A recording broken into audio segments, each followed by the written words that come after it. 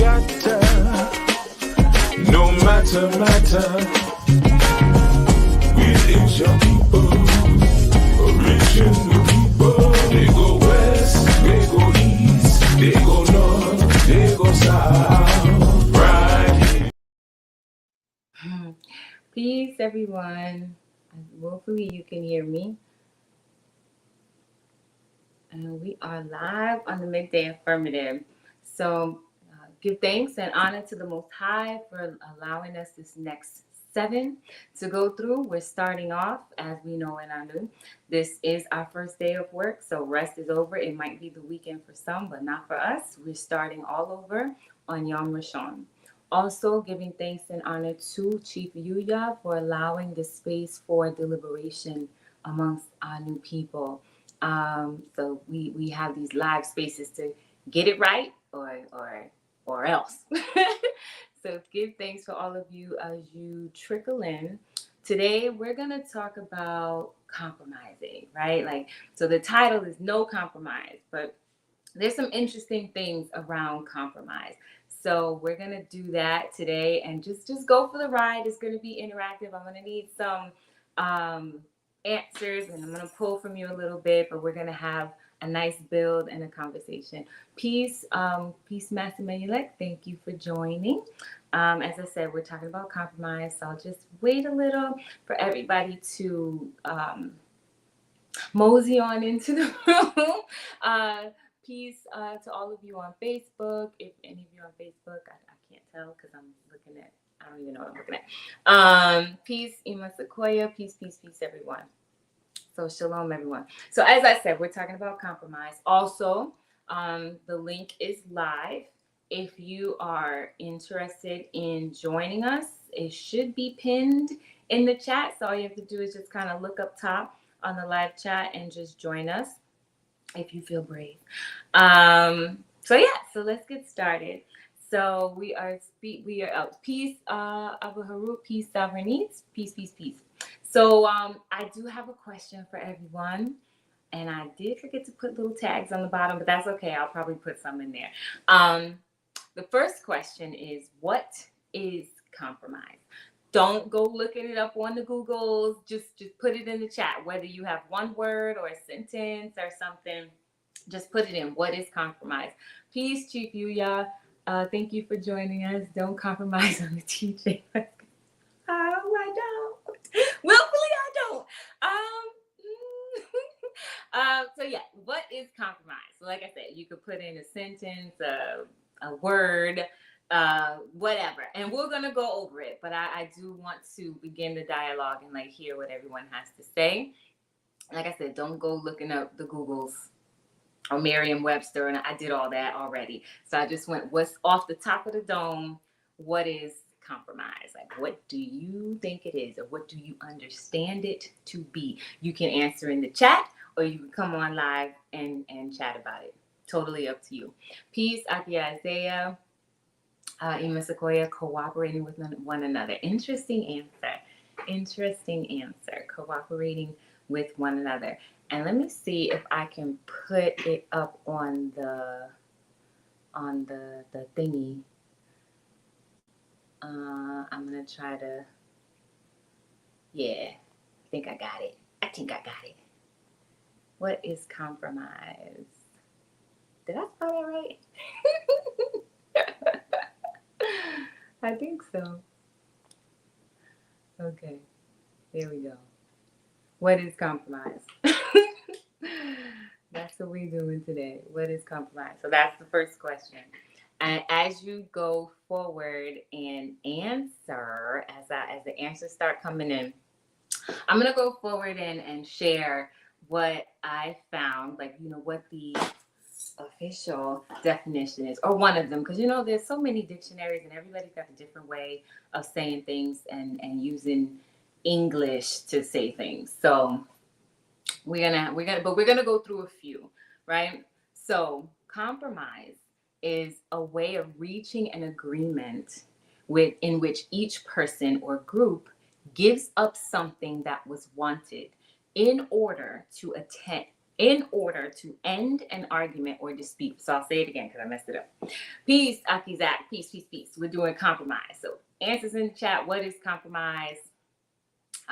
Whether it's one word, two words, or a full sentence. What is compromise? So I'll read again what I have, and you put what first popped into your brain. A way of reaching an agreement in which each person or group gives up something that was wanted in order to end an argument or dispute. So we have from Ima Sequoia, she has cooperating with one another, and nobody else.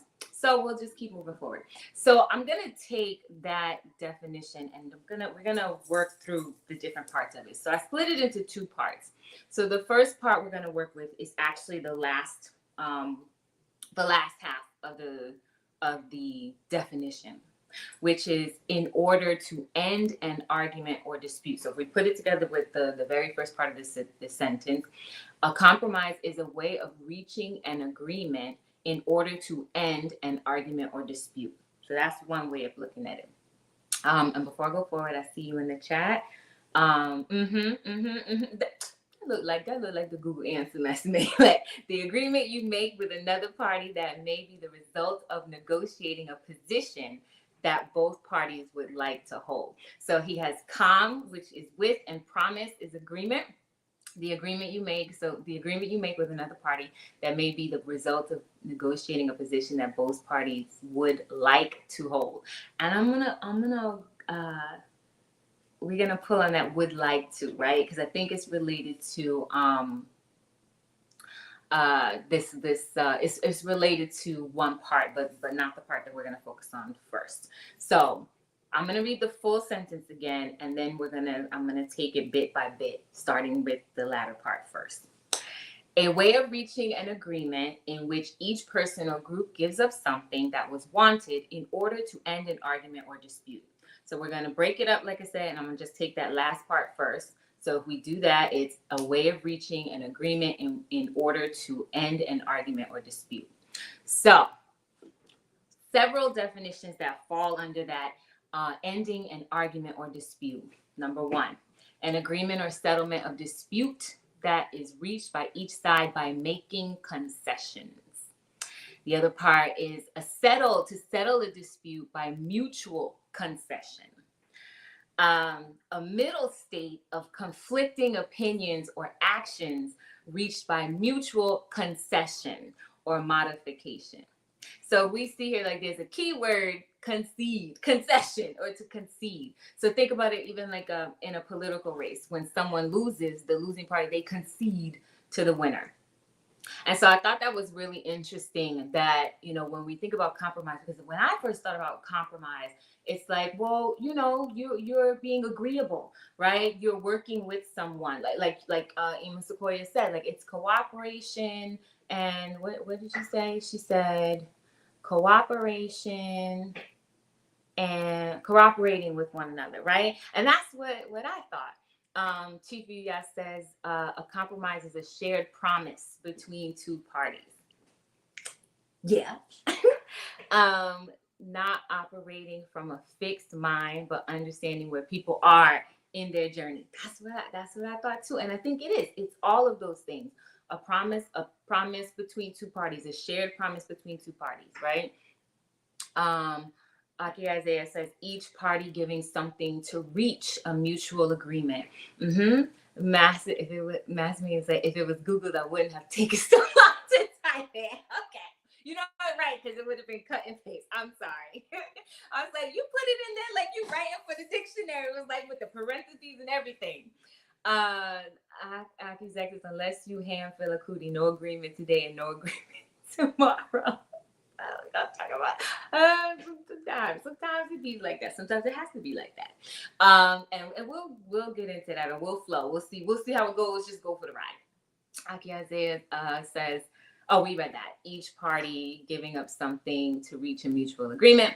Savernit says agreeing with someone based on an exchange. That's the first one. Number two, to accept lower ideals or lower one's standards rather than upholding your own. Put a pin in it, Savernit. We're gonna get there. Peace, Margie Bree. All right, we're doing compromise. So just jump in, either live or put in the chat. What is compromise? That's the question. And so everybody's just doing this. So the first part, which is what a lot of the answers were, is about like that agreement or that shared promise, right? And interestingly enough, like I was saying, like I thought, like, well, that is what it is. Um, until I started reading further, and then it goes into what some of what Sovereignty said, like lowering one's standards, right? And so interestingly enough, as I was like, kind of studying for this build, I remembered compromise is actually something that I had to like know and study for my PMP exam. PMP is Project Management Professional exam. And so in this section, there's a section that project management professionals learn called resource management. It's one of the 10 knowledge areas. Resource management, which is really focusing on how you work with your resources, and resources can be people, right? And so a lot of that section really talks about people and how you work with your interpersonal relationships. And if you're a manager or a project management person, you're going to be managing other people. And so that means sometimes conflict management has to come into play. And so there's several, not several, but specifically five.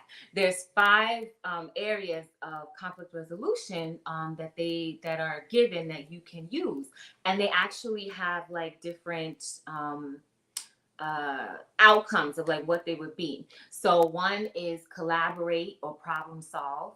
Another is compromise. You can force or direct somebody, smooth the situation out or try to accommodate everyone.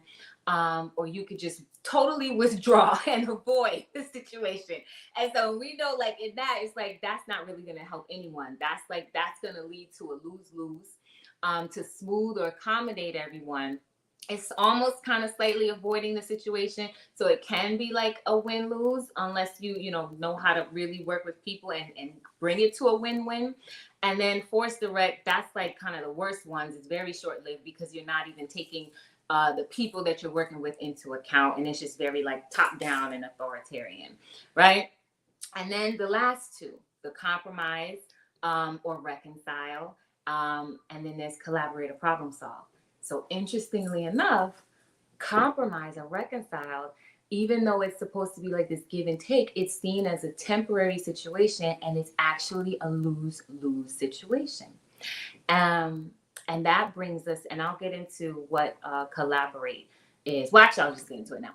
The collaborate is actually the best one. And so, we'll actually get into why. But that compromise and reconciling being considered lose-lose was interesting because it goes into what Sovereignty shared earlier about accepting lower ideals or lowering one's standards rather than upholding your own.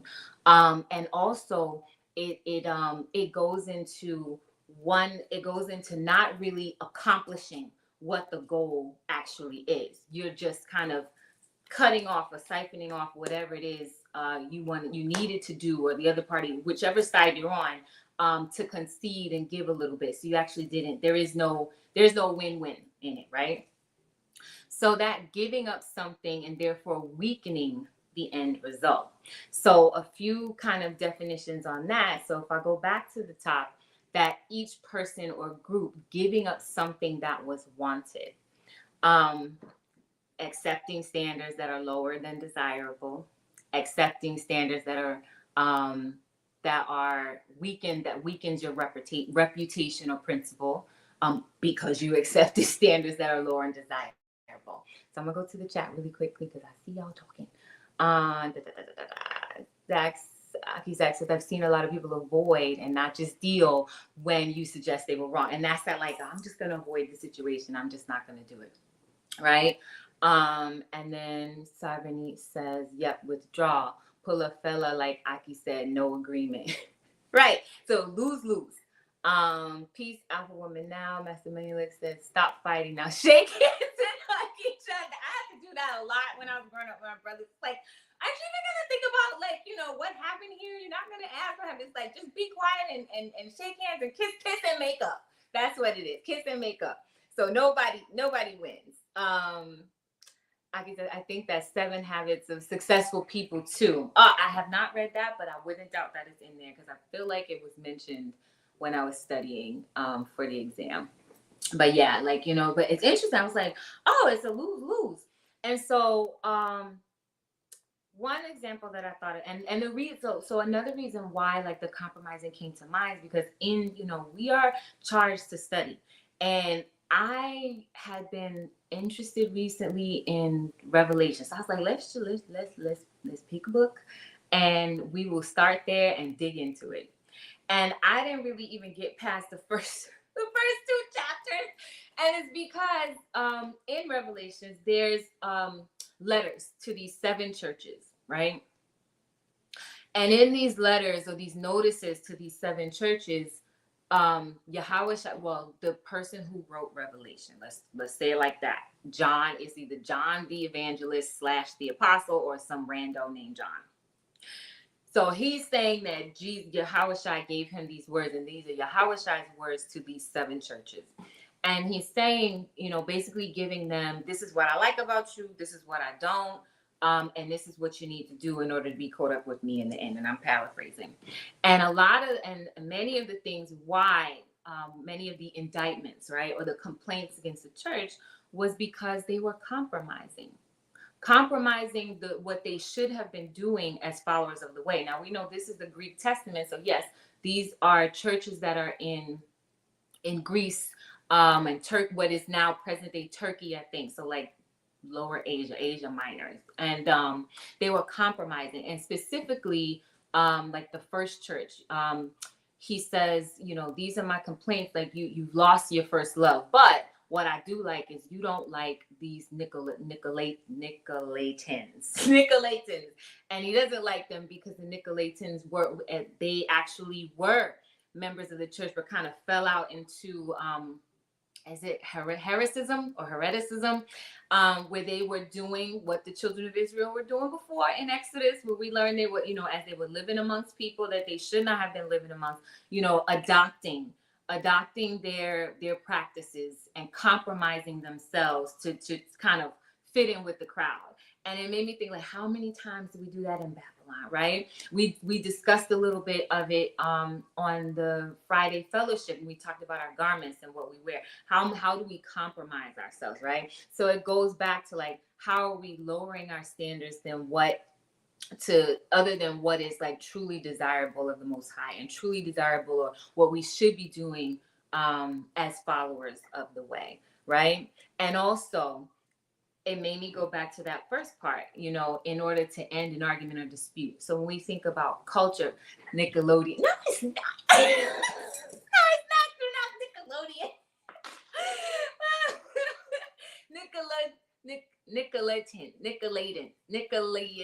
Nicolaitans. That's it, because it's a combination of Nico and Laitans, which and Nico is like, ruler of, these people, like, they were able to subjugate, and laity is from Laos, means the people, so like rulers of the people, in short.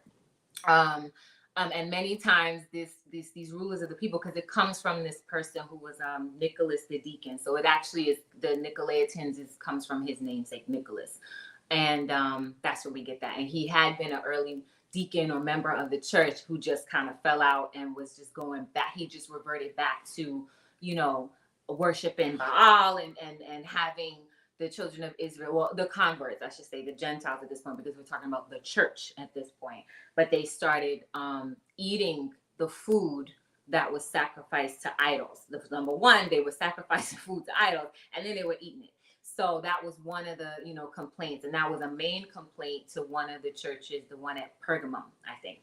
So all of that, it got me thinking into like compromise and how we compromise when we do that. How we compromise ourselves, like lowering our standards, how we don't like get to the finish line and end because we're so concerned about, making another happy, right? Yeah, so that's what I wanted to. Let me just go back to check because I feel like I missed some things. Peace, Ra Haynes. Peace. Good book. I guess you're talking about Revelation. Ema Sequoia says competing is another conflict resolution style. Are you talking about on the way or explain? Just add a little bit.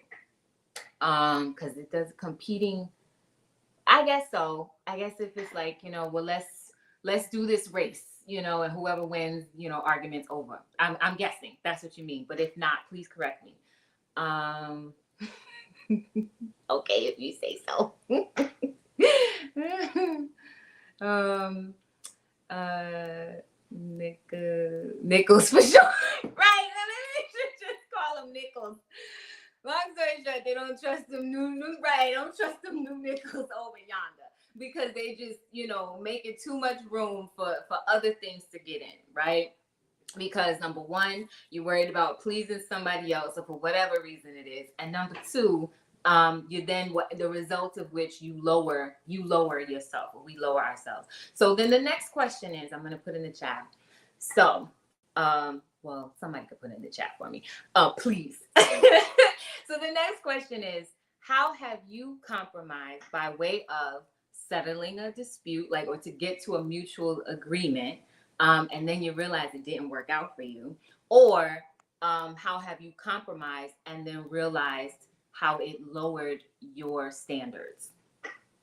So Aki Zach says, or how many are sore losers and don't want to compromise because of their ego? And here's the thing, I don't want you to think that compromise is not something we should do. We should absolutely be able to do it. And I think there's a difference when we're striving with one another in the camp, so to speak, or you're, working with those in your community. That's where that compromise, that shared promise, that's where it is something that we have to do. We do have to reach mutual agreement, especially if the end goal is righteous. So the end goal is for the betterment of the people, and furthers us in following the way and lifts us higher, right? And when I'm talking about like that no compromise, that's what we have to have that discernment when we have to, work with Babylon, because we know we're going to be surrounded by other communities. So there has to be like a level of discernment of how and when and what to compromise on. Nickel this, nickel that, nickel. Can I borrow? We're not dealing with the nickels. We're not dealing with the nickels. We are not. The air, right? Air lights. No nickels. Air lights only. You can't sit here. You can't sit here. Because that compromise with the nickels is a lose-lose. And the kind of compromising that the nickels was doing, lose-lose. I think I have a guess. Chief. Peace. That was quick. I didn't expect to get in so quick. Yeah. Oh, because tendency to not see it, and I wanted to be cognizant of the bloop when it pops up. Oh, okay. So I was gonna answer the question. I was gonna, dial in. I figure everybody's gonna do in the chat. I want to be different. So I compromised. I think it was last year. What year are we in? I don't know, man. One of these years. I'm not good with keeping the I know I look like a clock. So yeah, I was out. I was on my land, and one of my neighbors was barbecuing, and they wanted me to taste some of this barbecue. I don't eat meat really. I will eat meat. Even though I'm primarily a raw vegan. I know that sounds weird. Primarily raw vegan, but I will eat meat. Did you kill Under it? certain, you're right, exactly. If I kill it, I'll eat it. Under certain conditions, I'll eat meat. And enjoy it. By the way, so yeah, they were barbecuing, and I was talking to my neighbor's father. He had come to visit, and he's a real uh, country folk. I'll just put it that way. Real mountain country folk. Confederate flag types. But they're cool. I mean, I don't have no problem with the Confederate flag. I mean, both the flags mean the same damn thing. But anyway, that's another story. So yeah, he was like, "You got to try this barbecue because the way I do wasted and mustard and mustard." I'm like, man, I don't know what the heck you're talking about, because I don't put that much effort into freaking preparing somebody else's body for consumption. So I don't know what the heck you know what I mean? He's like, yeah. I was like, all right, man. I'm like, instead of just saying I'm not eating that crap, I'm trying to be polite. And I'm like, well, you know what? I got to run out. I got to do some things, but I'll be around later. I'll catch you later. Figuring later, I would just dodge them, do my usual Mhm. cheap y'all stuff. Sure enough, came back later. They like, yeah, yeah, we got it, we got it. Oh God! So I ended up eating a piece, like a little tiny piece, and I mean a piece like not even the size of my thumb, like half my thumb, just a corner. I was like, yeah, man. I was like, I just finished eating and I'm about to explode. I was lying. I was like, I just finished eating. I'm about to bust. So I just take a little taste. That's all. So I had a little taste and wasn't right from that moment forward, and ended up having in my life my very first hospital stay. I've never been in a hospital. I mean, I've been in a hospital, but I've never been admitted to a hospital. And my gallbladder shut down. It was all kind of stuff that happened, and they wanted to take it out. It was a big deal for me. And I spent I don't know how many days I was in the hospital. I don't even remember. Maybe 5 days, 6 days. I don't remember.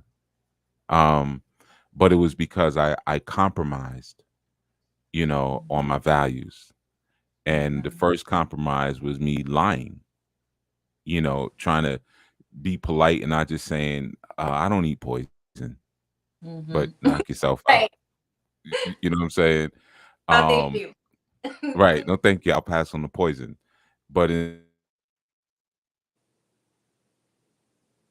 Uh-oh. Can y'all hear him? He cut out a little bit. I don't know. You're on mute, Chief. Okay. what about now? Am I still on Oh, mute? yeah. Oh, No, we can hear you I think y'all muted me because I didn't touch anything. So now. whoever's in the back end. And I don't have anybody backstage. We don't have no clipboards today. Oh, so it was you. Okay. So deal with that. So yeah, I would just say that, like that compromise is what really caught me out there. Instead of just being honest and saying I don't eat that, because I didn't want the next question, because again, these were Caucasian folk. So I didn't want, and country Caucasian folks. So I didn't want the you Muslim, something like that. And I was like, Muslim, you a Muslim? Yeah, I didn't want. They don't know no 5% of I this. don't know that. Unless they talking about their freaking milk or something. You was So uppity. That's what it would have that's been. exact. And I was like, man, I'm already got kind of a target on my back because I'm the only brother for miles and miles. You know what I mean? But that was a compromise, and as a result, something happened to me that never happened in my life, and I had to have all kind of IVs put in me and antibiotics, and just sitting up there butt naked with a. They had to put two robes on me because I Oh, couldn't fit piece into again. one robe. Yeah, You they could put one in the now. front and one in the back because they was like, "Yeah, you're a big guy." I was like, "Yo, come on, man! It's already humiliating enough that y'all just keep coming in here feeling on me." You know what I'm saying? Like, why I gotta take everything off for you to ask me how I'm doing? Oh yeah, yeah, lift your robe. What again? Like, why don't y'all just line up and just, let's charge admission? The You know? nickels from the hospital. Yeah, everybody wants to see this Johnson, and what my Johnson got to do with my gallbladder? I don't know, man. I'm not a hospital person, so maybe y'all know how this goes. But the point I'm saying is that because of that compromise, um, which started with me lying, and then it that lie snowballed into me now putting something in my mouth that I don't put in my mouth, you know, and my body having an intense reaction, and then that going into now I'm in a hospital, which I hate, I speak against, but I had to. I couldn't walk, and it was all kind of stuff that was happening. I was like shutting down from this little slither of this thing, and then all of the repercussions afterwards. So yeah. Mhm. Yeah. And that's what we like, and that's why I wanted to talk about. I'm like, because the first time when we think compromise, it's like, oh, it's a good thing. Not all the time. We have to be really like, who's the other party? Who am I compromising with? And in the end, will I be weakened or made unclean as a result of it? Well, do we do an online lesson now, or do I save it for after the segment? Uh, what? you could save it. Okay, because you said something that wasn't right and exact. Okay, then do it now. No, okay, do it now. Say if I It say was something. Zach's fault though, because Zach said it and then you responded to him. So both of y'all are equally to blame. Okay, no, just say what. This is our deliberation. What is the correction? Compromise is always evil. Aha. The very nature of compromise is evil, because when you're compromising, you're standing on a base of something. See, in that instance, I compromised with myself. Mm-hmm. I didn't compromise with them. There's a better part of me and a worse part of me. And I had a conversation with the worst part of me. And the worst part said, man, you don't, who needs to hassle? Just lie to them, just tell them this, that, functioning out of fear. And the better part of me was like, man, just tell them you don't eat that crap. They Mm-hmm. already know you different, because what the heck would you be doing living up here if you weren't different, you know? So, but that was a compromise. And the thing is, when you compromise something, you dilute it. If we're making something, it could be alcohol, it could be food, whatever it is, wine.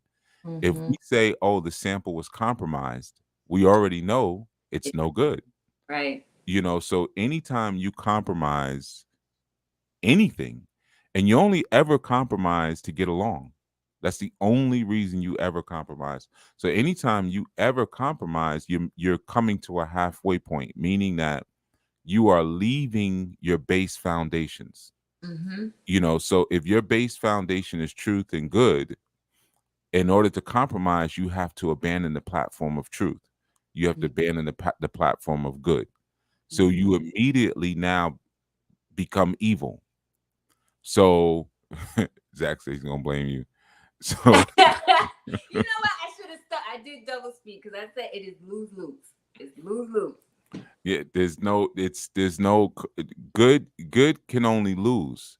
When it's win lose. Like good loses out when it compromises for evil. Evil wins when good compromises. So evil only exists on the planet because of the compromise of good. Mm-hmm. Okay. You see what I'm saying? So there's never a point that, and some people, they advocate the virtue of compromise as if it's like, because like if you and I were to go to a business meeting with somebody Mm-hmm. and we know ahead of time that this is a person who's quote unquote reasonable, and they know we're reasonable, then we have a good feeling about going into the deal, because reasonable means that they'll compromise on their values. Yep. So when there should be a time, and sometimes compromise means I'm going to compromise on my morality. I'm going Mm-hmm. to choose to be dishonest instead of being honest, right? Mm-hmm. Because I want to get along. But the very idea of, like it's kind of like a backdoor tactic of moral relativism, is that we're going to compromise on our ethics in order to get this thing done. And if you think about it, like politics is built off of that. Yep. The criminal justice system, quote unquote, is built off of that. Yeah, we know you're innocent. We know you didn't do it. But tell you what, this judge is a real hard ASS, and the DA really has it out for you. Just take the plea deal. You'll do Mm-hmm. 6 months tops, so you'll do 9 months top. You'll get a year with good time off. You'll do 9 months top. But I didn't do anything. Yeah, but if you want to go to trial, because if you go to trial, you're facing this, right? Mm-hmm. Everybody's lying. Everybody, and what do? We compromise. All right, man, just give me the deal, because you know where I've been sitting in jail for three months. They'll give me time served. I'll do 6 months. I'll be home, and I got to restart my life again after losing my job, apartment, and everything. All right, let's do it. You see, Mm. so and then we'll say that's a good lawyer. Yo, my lawyer got me off because they was trying to give me 25 years. No. You know what I mean? So it's always by virtue. It's an evil thing every single time. Give thanks. It is. It is. Sure. Okay. Yeah. Okay. I am so glad you came on and said that because I was like, well, I'll leave room. I'll compromise and leave room just in case Mm, it's good. Da, da, da, da. But it's like this is actually not a good thing. Like, and even tells you in English in the dictionary, like it actually reads out in plain English that it actually is not anything good about yeah, compromise. I mean, you see how like in the same way with compromise, every time I come over on here and teach y'all something new, y'all agree for 2 seconds and then y'all act like y'all was saying the same thing for the next 3 minutes. Yeah, how you do that? Right. Because I know I just redirected the entire broadcast. But yeah. That's exactly what I was saying. No, that's not what you were saying. Because if we in the same community, because I could rewind the tape, we in the same community, then compromise is fine. It's fine. It's good. You like it, right? I was 5 months years old. Yeah, that's not what you were saying. Shoot. Let's go another direction with this now. Integrity. Talking about you and me. Integrity. You know what I'm saying? Are you making me think of something else? Integrity Farms. Integrity Farms. Randy Marsh. Randy Marsh. But you know what? As a result, but you did bring it up. Like we bring in as a result of doing the compromise or anything being compromised, it brings anything that we have into disrepute or danger. You know, or if we're being like indiscreet about our actions or foolish or reckless behavior, you know, it causes us to become vulnerable. That compromising causes us to become vulnerable and function less effectively. I do have what? I'm sorry. I just said right. Oh, okay. I didn't hear. Yeah, maybe if I said amen, you would. No. Amen, sister. You heard that, didn't you? You said nothing. I wasn't talking. I wasn't talking. I went before I go in. I have a story time, but about the foolish and reckless behavior. How it, you know, how that even it could even be. You know how you say. Oh, you about to tell one of your stories? All right, let me mute so you don't hear me yawning. Yeah, I don't want to disturb your story with all of my exasperated breaths. I'm gonna go to the comments first. Marjorie says, answer. I think about pledging in college, not wanting to go through with it because of aspects I disagreed with, and then thinking I was letting my big cousin down, who was a big deal in the chapter. So you pledged. I take that mean you pledged. So you compromised. I got you. Aki Zach says, I've compromised on alcohol before and paid for it dearly. I won't even talk about this cigar. I think we all heard same thing. Oh, I was waiting to see you gonna say something about the cigar. Woo! My man was almost in the gutter. He was doing a Smooth Criminal from the Michael Jackson video. I was like, yo, he about to fall over. Nope, he back up. I swear I thought he was doing a Smooth Criminal. Well, that's what happens when you ingest tobacco. Like that. Commercial tobacco. Okay. I was fine. I smoked 2 cigars. They had no problem.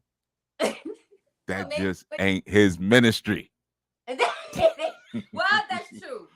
Some things ain't our ministry, and if we compromise or trying to think that we could do things that's in our ministry, that's when we just that's foolish and reckless behavior. And I'll get to my story. Showing naked, like the great state of I guess with your piece of gown, Master Menu like said, what kind of compromises I gotta make to be like? You see? Yeah. Mm-hmm. Yeah. Just wow. Yeah, I'm not like Chief you, y'all. Yeah, I ain't gonna pull it like that. Apparently. Have my man just sitting back there. That's crazy. Left my man in the lobby. Wow. Out in the cold. See that if I was one of those sisters, all I had to do was raise my shirt up. Exactly. And compromise. You heard the party.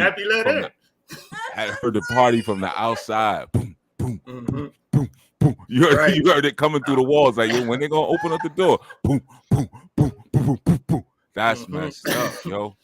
And I'm just sitting outside with my best clothes on, looking outside. Nobody gonna see this drip. Wow. Yeah. Wow, that was like she read that. That was like from 5 minutes ago. Right, you don't even remember what you was talking about. You remember what the show was about? No, we was talking about fish. You're Power Rangers, the Black Power Ranger. It was evil. Yeah, the green one was the boss, so he would just beat everybody up and go play his flute. You know what I mean? Yeah, of course. Green is the planet. Yeah, man. Mm-hmm. You can't beat him. Oh, good. Did him dirty. But I think you was going to tell your story, so I'm going to No, leave you it go out. ahead. The story can wait. You go ahead. Okay, I got a Yeah, short you go ahead, story. brother. Good idea. Thanks for the save. I think Sister Sovereign Eats, Sister Maria is backstage too. She said they're backstage, but hey, do we need to see? Is she there? You know, before I don't want to leave her hanging. You know. I do. I think she's there. Okay, I'm trying to pay attention to the stream. Okay. Okay. All right. So yeah, I had a similar situation with compromise with food, and it did not do my stomach well either, because I'd stopped eating fish, especially since I came to work on where I'm staying now. And when I first came, I called and I was like, do they actually have, like, do they fry the fish and the chicken in the same oil or in different oil? Because I used to work in the kitchen before. I know the tricks. And it was like, I don't trust them to change the oil. I was like, well, that's it. You know, and I was getting off of fish anyway. So that was the last time I ate fish. A couple months later, one of my coworkers, he went to work. I mean, to the cafeteria, and he brought fish back. And I was like, I don't want to waste the food. So I ate it. And that had me messed up. Like, for a while. My stomach did not agree with that. So yeah, I lied too. I was like, yeah, I'll eat it. And shouldn't eat that. It's like, you know, I don't eat this. I could have just said that. You know, when have you ever seen me eat a fish? But it was a similar thing. But as you were speaking, and as you both were speaking, I was thinking about the concept of a bluff. A bluff, which is basically a bold-faced lie, and you're hoping that the other person buys it and compromises. You know, and when people make these bold-faced lies, like, oh well, if you don't plead guilty, you'll be facing this amount of time in prison. You know, that's an example. And people like, all right, I'll plead guilty and I'll go through the classes you got to go through for like anger management, or I will not shoplift. You know, whatever you're accused for. And because of that, like, you see yourself differently on a subtle level, because you compromise and agree to accepting the punishment, quote unquote, for the crime that you supposedly committed. And you probably got to pay a fine too. You know, so now you have this thing on you, as opposed to, nope, I didn't do it. Like, I didn't do it. And I know I didn't do it. So I want to see you prove that I did it. But that's not a bluff, it's the truth.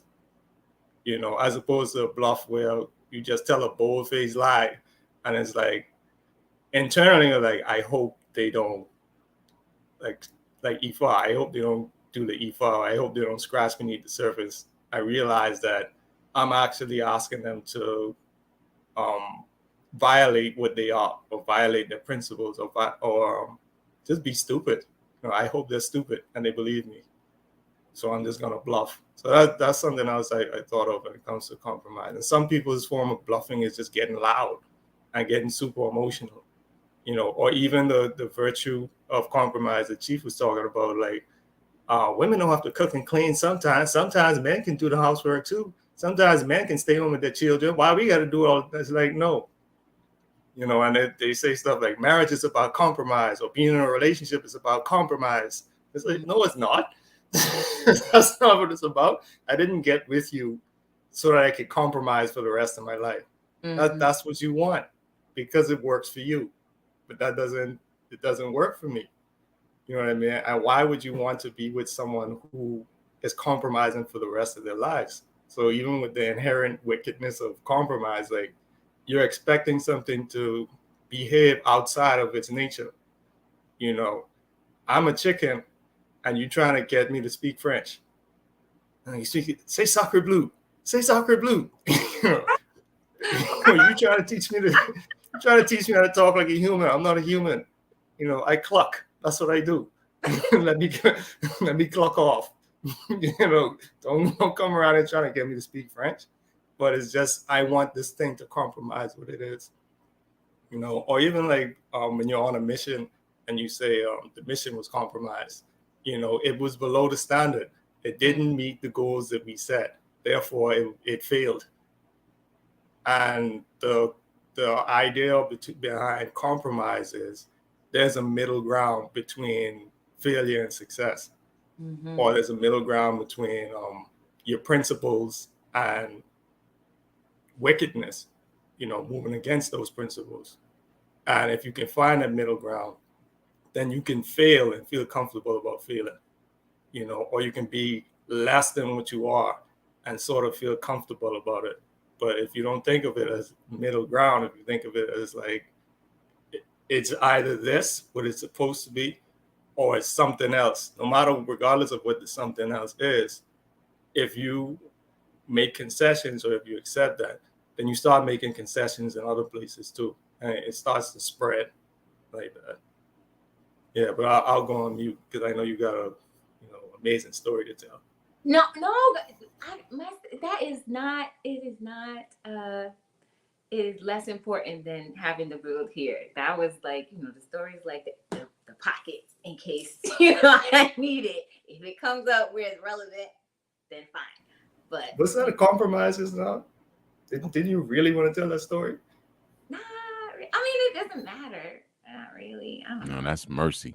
Mercy on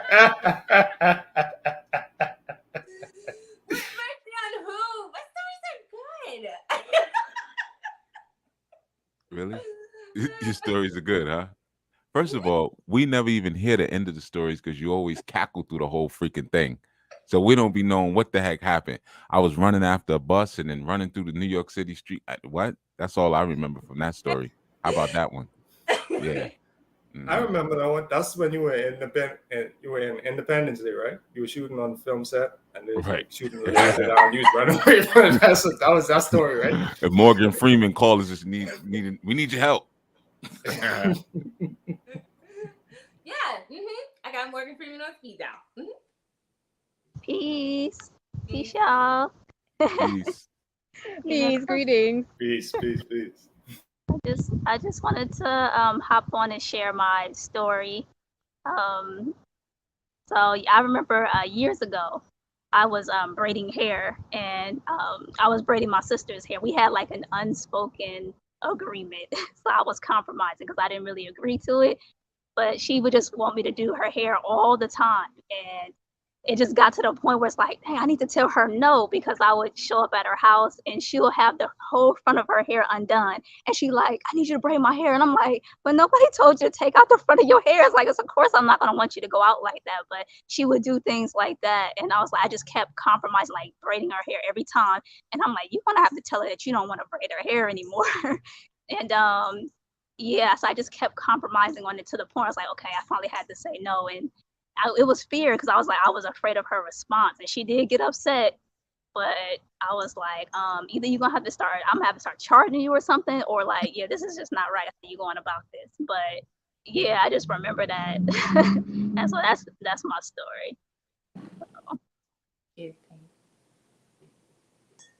Yes, Sister Maria here. Wait, so what was the compromise? Where did it begin? When I started doing her hair when I didn't want to do it. So I would just say yes. Like she was like, can you do my hair? And I'm like, I want to say no, but I'll just be like, yeah, I'll do it. Right. But I'm saying what was the thing saying no? What was the reason for saying no? And what was the reason for saying yes? The reason for saying yes was because I liked doing her hair, and I liked the fact that she liked me doing her hair. So it's like, people get to see like, oh, who did your hair? Like, oh, my sister did it. But then I started to say no because I would see that she was taking advantage. So when it got to that, she wouldn't ask me like, what, can you do my hair? It was just kind of like, I'm gonna need you to do my hair. And it's kind of like, okay, now I'm gonna have to start saying no because you're starting to take advantage of me now. So pride was your point of compromise. And Evil. Is there a correlation between compromising and pride? Gracias. Look at that. You see? Yeah, absolutely. What was the shared promise? Wasn't the shared promise, you'll do my hair? And then Yes. you decided that you didn't want to do hair anymore. But instead of saying, listen, I know I always do your hair, but I don't like the way you approaching me right now. So just make sure you know I'm doing your hair because I want to do your hair. I'm not obligated to do your hair. So let me know in advance when you need your hair done. You know, and that could have been like an opportunity to renegotiate your promise, as opposed to just saying, you know what, I don't like the way she just said that. Next time she comes to me, I'm gonna leave her hanging.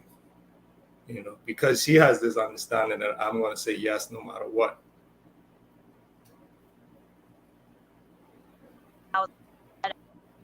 I knew how she was. She gonna cuss me out. She gonna be upset.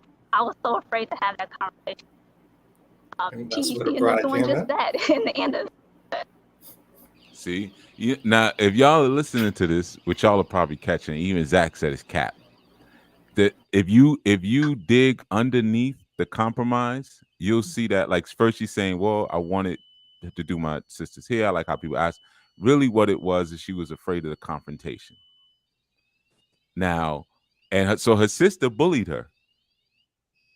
Her sister knew, like, yeah, I'm gonna take my hair out. You're gonna do it because you don't want to go back and forth with me. And there's something in her that said, I'm not gonna advocate for myself. There's something that said, no, this is wrong. Advocate, say, yo, this is messed up. You took your hair out, you think I'm gonna do it. And there's something that said, something that then placated that and smoothed that over and said, well, it will look nice when it's done. Mm-hmm. And I guess I do have a little time and come on, whatever. I Right. can't leave you looking like that. I can't have you going out looking crazy. Come on. Right. But see, that's the evil of compromise, because evil knows what it's good for us to advocate for ourselves. That's good. Right? Now, evil wants to turn good to evil. So you got to look at, well, what would be the opposite of that? Not advocating for myself, not having borders. So the moment you do that, you're now doing evil. So the compromise between good and evil there was advocating for myself or being violated. I'm a mute. It was, I mean, it's your story. He was quiet. I don't want to,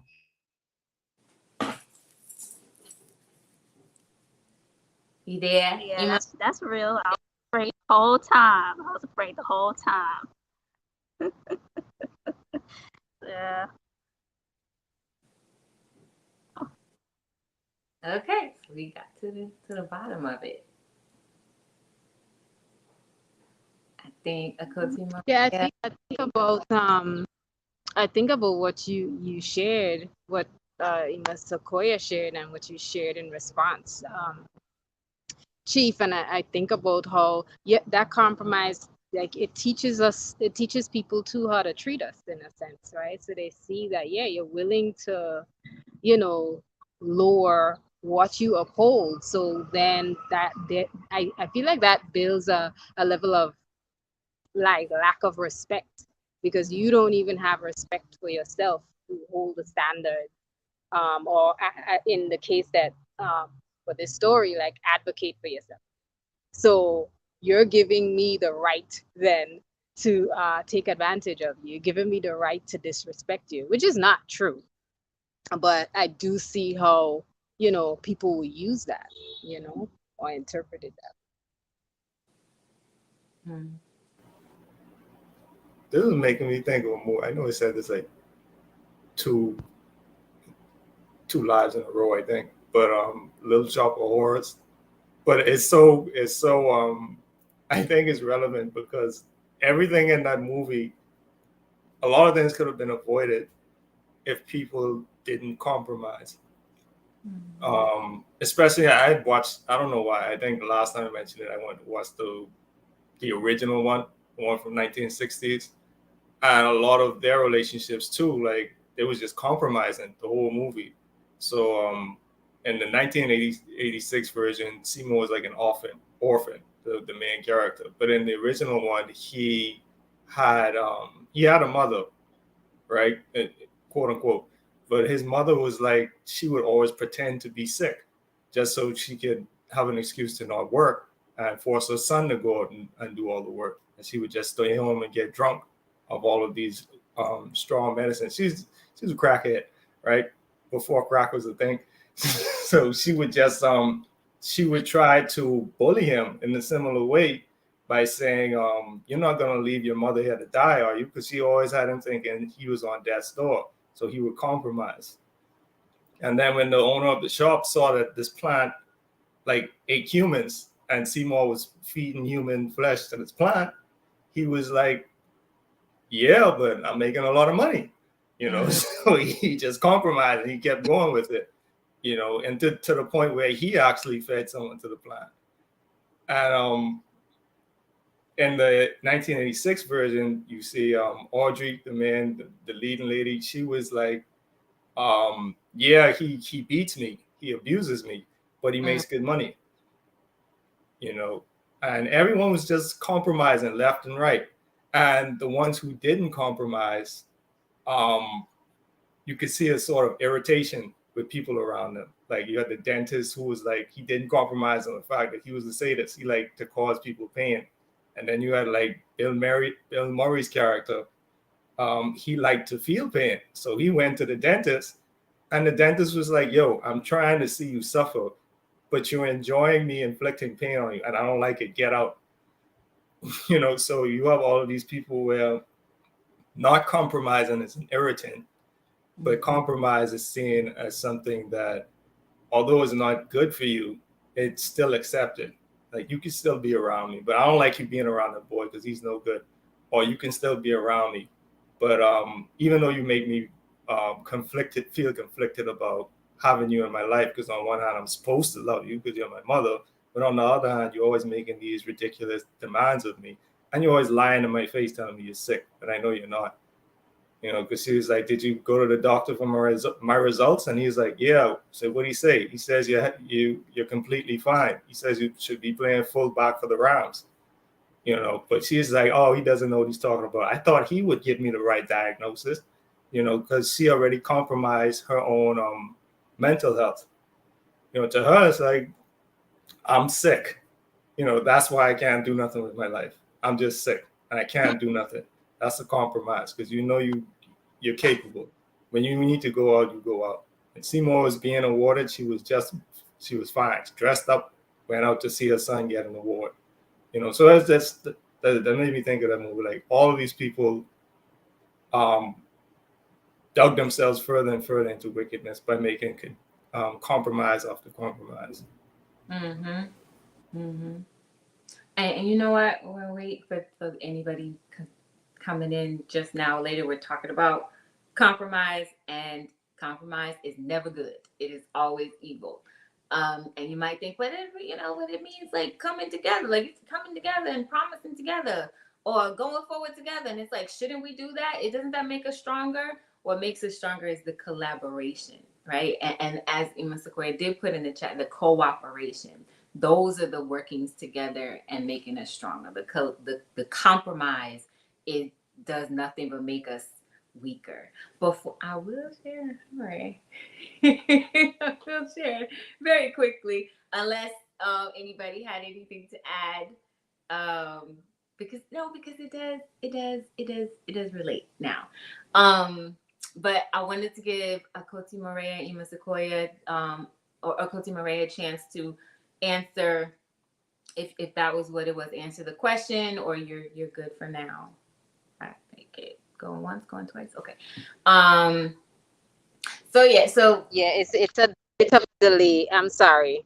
When I click the thing, it takes so long to switch over. I did, but that was the point I made. Is the point I really wanted to make, because ultimately that's what happens. Like when she brought up the idea of it being evil, it's like, it's almost like when you put a hole in the foundation of something and it starts falling apart. So the standard that you had before, if you compromise on it, then it falls away and it ruins a relationship. It ruins relationships with people. I think the story I wanted to share was when I made the decision to completely submerge myself in a new culture and walk away from anything else that was given to me before. And it took me a while to actually say that to my parents. This is a while ago. Mm. And to uphold that standard, say no, Sabbath, these are the things that happen on Sabbath, and I'm not. Um, it took a while, but there are times that I found myself when I visited Grenada one time, I was like, okay, well, instead of actually staying home, which is what I should have done, I was like, okay, well, it's, my reasoning was, okay, it's with family, it's with relatives rather. So this is okay. It's a good thing. But I'll never make that mistake again, because even now nobody seems to actually respect that fact, right? Because when I did say, yeah, this is what I would be doing, and then that one time I was like, okay, let's just do this instead.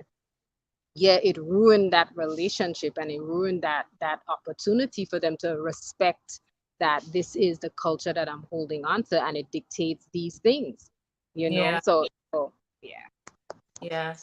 It's similar to the birthday thing. Like I recently, same similar. Like I had a relative some months back sent me like a flyer about a birthday party, and it was like, at this point you've known for several years now that this is not what I do.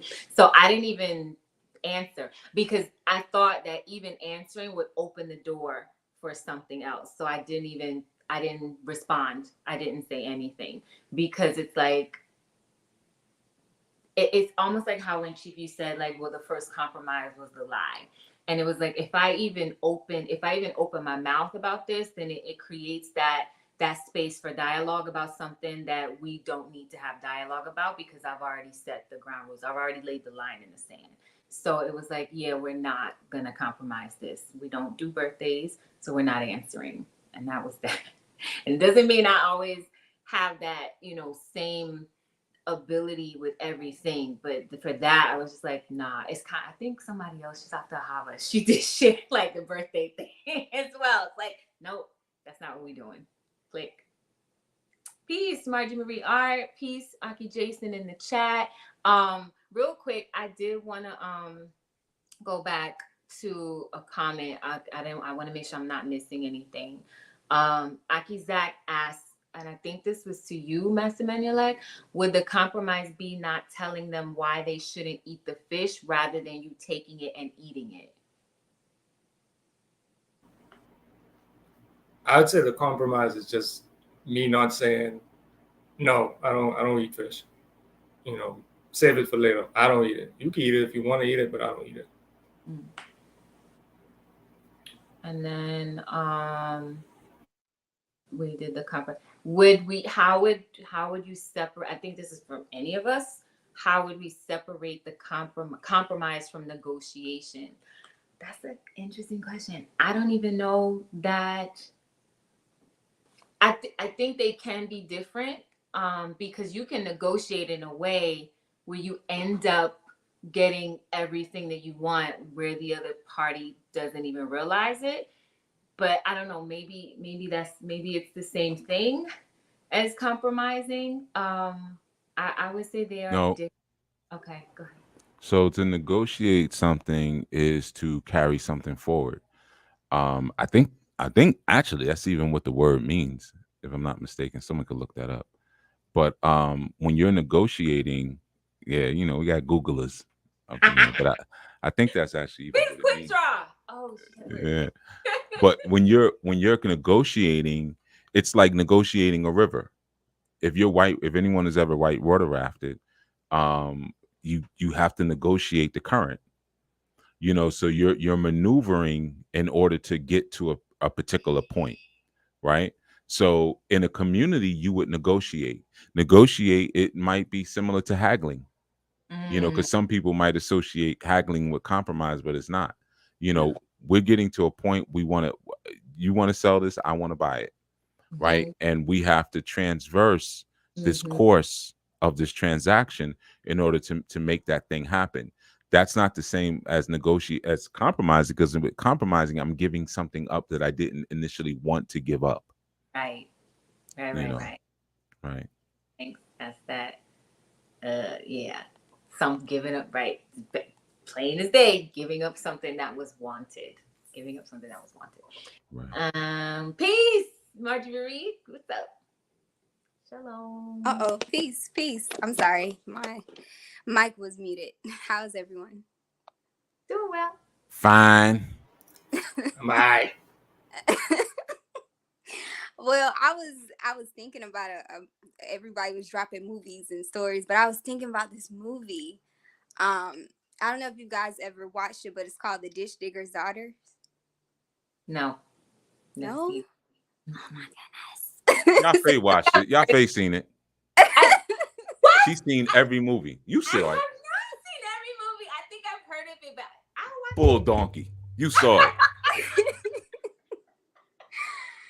It's a good movie. It's an old movie, but it was about this father who had I think he had 7 daughters, and he was a ditch digger, but he worked super hard, and he had this vision for his daughters. He wanted them all to be doctors.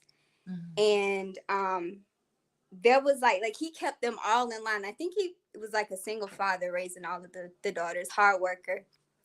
And, he would save his money. He was like, I got this vision for my kids. They're going to be this or whatever.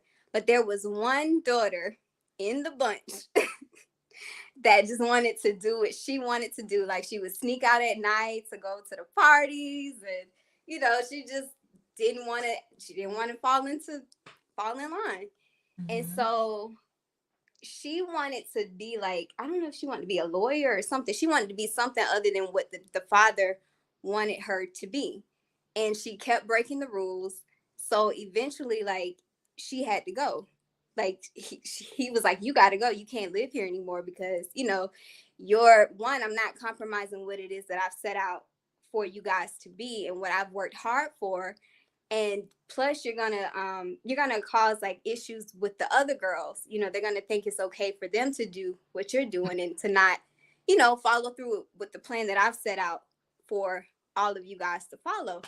And I just thought that was a great example of somebody not compromising, a father saying, you know what, no, this, you gonna do this or you gotta go. That's it. So I don't know. I was just thinking about that story and just the opposite of compromising, not compromising. Yeah, that is a big part of it. One thing I thought of, when I was going through this, what does that look like? Even in scripture, what is the not compromising? And we have Daniel, the Shadrach, Meshach, and Abednego. And the Billy Goat. I was not going to say the Billy Goat. Blaspheme. But Daniel 3:16-18. Shadrach, Meshach, and Abednego answered and said to King, O Nebuchadnezzar, we are not careful to answer thee in this matter. If it be so, our God whom we serve is able to deliver us from the burning fiery furnace, and he will deliver us out of thine hand, O king. But if not, be it known to thee, O king, that we will not serve thy gods, nor worship the golden image which thou hast set up. So it was we don't care. We don't care. Did somebody trying to say something? I'm sorry. Keep going. No, they was we don't care. And then he threw them in there, clothes and all. But because they stood up and was no, we're not gonna do that. This is not what we're about. Here, what's in front of us. I would rather die for what I know and for my faith and what I know is right than compromise myself and my situation to make you happy, because I know what you're doing is evil or wicked.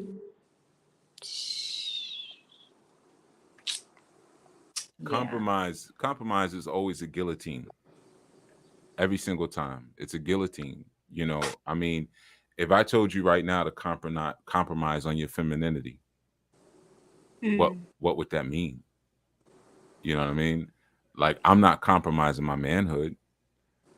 It's a guillotine every single time whenever you choose to dilute, and sometimes out of desperation or whatever. But there's a moral dimension that we're always looking to skip over.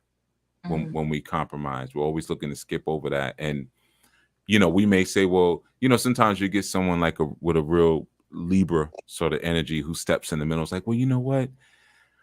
I have a consort like this, so I'm imitating her voice because she makes me sick when she does this.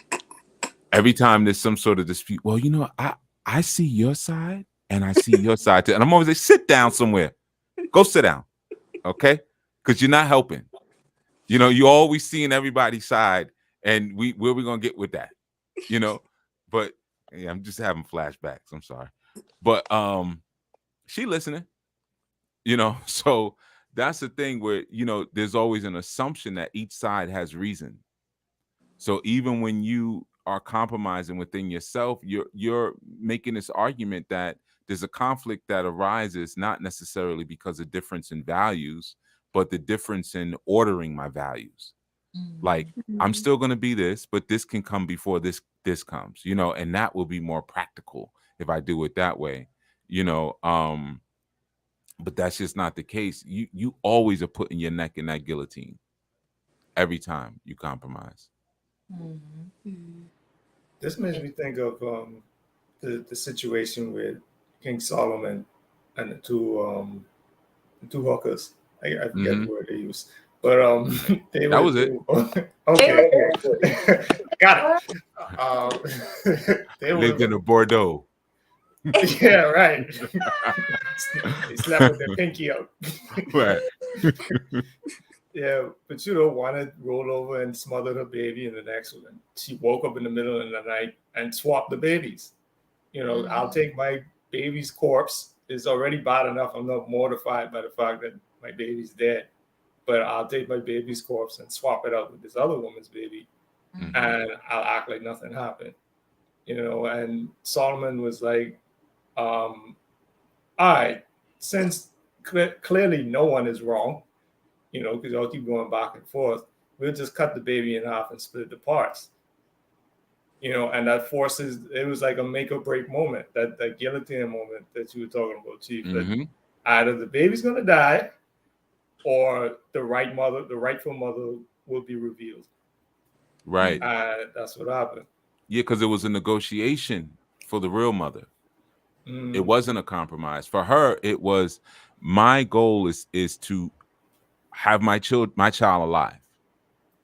So if I have to give my child up, now that's not to say when they got back to the house, she wasn't going to smash the other one's head in with a rock and run off to Bethlehem. I see another. We're going to do is run off to Bethlehem. Case. Yeah. They say it's real nice this time of year in Judea. You know, they got olives. I like olives. Yeah, I'm out. You know, so that could have been her end goal, but ultimately it was, I got to keep the baby alive. So I'm negotiating and navigating this course of motherhood to keep the baby alive, but it wasn't a compromise because that would have been giving up what I wanted. What she wanted was her baby to be alive. Yeah. You know, now Solomon presented a compromise, knowing what the truth was, but he presented the compromise, you know. And so that compromise was killing the baby, even though he knew he wasn't. Yeah, because if I split the baby in half, you started off with a full baby, top to bottom. I'm going to split the baby in half with my knife, and now you get half of what you had. So you don't get, so you're losing, each person is losing something. Right. And the mother was the real mother, and because remember the other ones are all right, cool.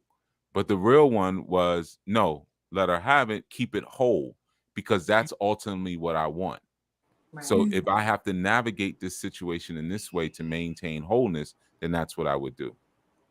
Yeah. And the other one was like, I'd rather have half a baby than no baby. Right. Because I won anyway. Because it ain't mine anyway, so I don't care. Yeah, so I gained something. And she's so.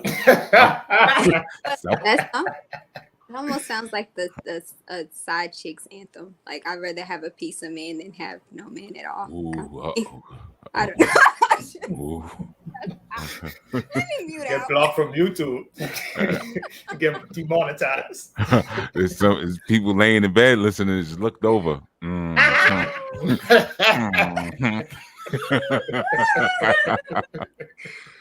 Shut up. Right. Turn it off. Turn it off. Turn it off. Yeah. See what do it.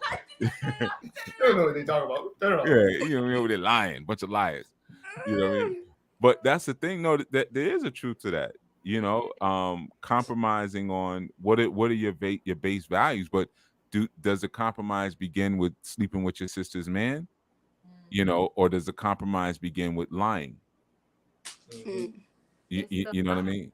So that's you. There's always one root. You got to look at the root. Like if we say, okay, here's a compromise. Let's compromise on racism. Racism is okay sometimes, right? So what we're saying then is it's okay. a little racism. I'm laughing. Just sprinkle a little bit on you. Just a pinch, not a teaspoon. Just a little pinch. You know, because if the racism is good, you don't have to use a lot. That's the thing. When your racism is quality, you just need a little pinch.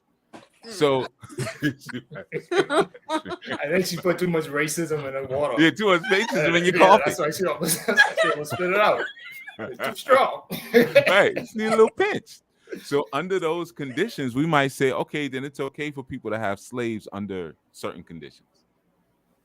So then we would say the issue is slavery. No, that's not the issue. The issue is that pinch of racism. You know what I mean? There's derivatives that come as a result. It's like Ema Sequoia's story. Like the annoyance could have been, I had somewhere to go and now I'm braiding your hair, but that wasn't really the compromise. That wasn't really the evil. You know, and we only scratched the surface because the evil could have been something else. You know, why do you feel like you don't want to advocate for yourself and let your sister run all over you? Why is that? Or if you said I was scared, why were you scared? You know, there's other levels to that, but it always starts somewhere. But you know, it's rotten. Compromise is rotten. So once you realize it's rotten, rot starts somewhere. Rot has a core, and you got to find the core of it. Because once you find the core of it, then you'll see other areas in your life where you're constantly compromising in the same sort of manner, instead of just giving answers like, well, I don't know, that's just what I do, or all right, come on, let's just, you know, you'll really understand like, no, this is the core of me that's rotten, and that's expressing itself externally, you know. And once the rot spreads far enough, it gets real difficult to see where the source is if you let it sit long enough. You know, you come to the thing that the whole thing looks brown. Just throw the whole thing out. Right. Like, you know, I'm sorry, go ahead. I'm sorry, I was saying it's like mold. Yeah, exactly. Where's the first? Nobody really knows the ground zero, patient zero mold. Where was that first dot of mold? You know what I'm saying? The queen. That's like the mod rapper. Take I was the first one to do it. I was the first one. I was John Moore Blind, John Blaze in that. But see, that's it's all right. That's the thing. It's like if you look at it like where that rot, like you said, where does it begin? Where does it start? Like if we looked at slavery, right? Because we take it there. We got all these slave movies that come out, right? It shows some hillbilly, you know, beating up some slave. Right, for no reason. It's just like he's a hillbilly. Like, do you really think he's running the country? You know what I'm saying? Like, he's not the important one. You know what I'm saying? We could down to him. Yeah, he gonna give your descendants a piece of ribs hundreds of years from now. Right. You know what I'm saying? He ain't so bad. You know what I'm saying? He even saved it for me. He gave it to me in Tupperware. Right, saved it, exactly. Tinfoil at that. And I don't even use tinfoil because it's freaking tin on your food. That's a whole nother conversation.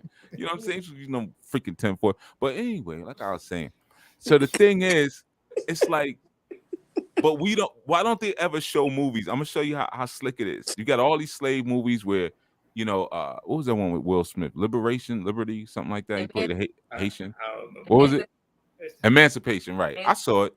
You know what I mean? It was real low budget for Will Smith. I'm like, man, it's only like it was shot on an iPhone. But nonetheless, That's a redemption movie. It was in black and white, iPhone 3. I'm like, yo, yeah, Will, after that slap, they cut your budget. That was messed up. You know, he had to wear his own clothes. You know what I'm saying? It's the clothes he's washed his car with. Yeah, he had paint on. Like, why is it paint on your clothes? They didn't have paint back then. But you know, but the thing is, it's like, why don't they ever show a slave movie where they show how slavery was written into the United States Constitution? They never show that on any movie. It was actually written into the Constitution. So they just That's why.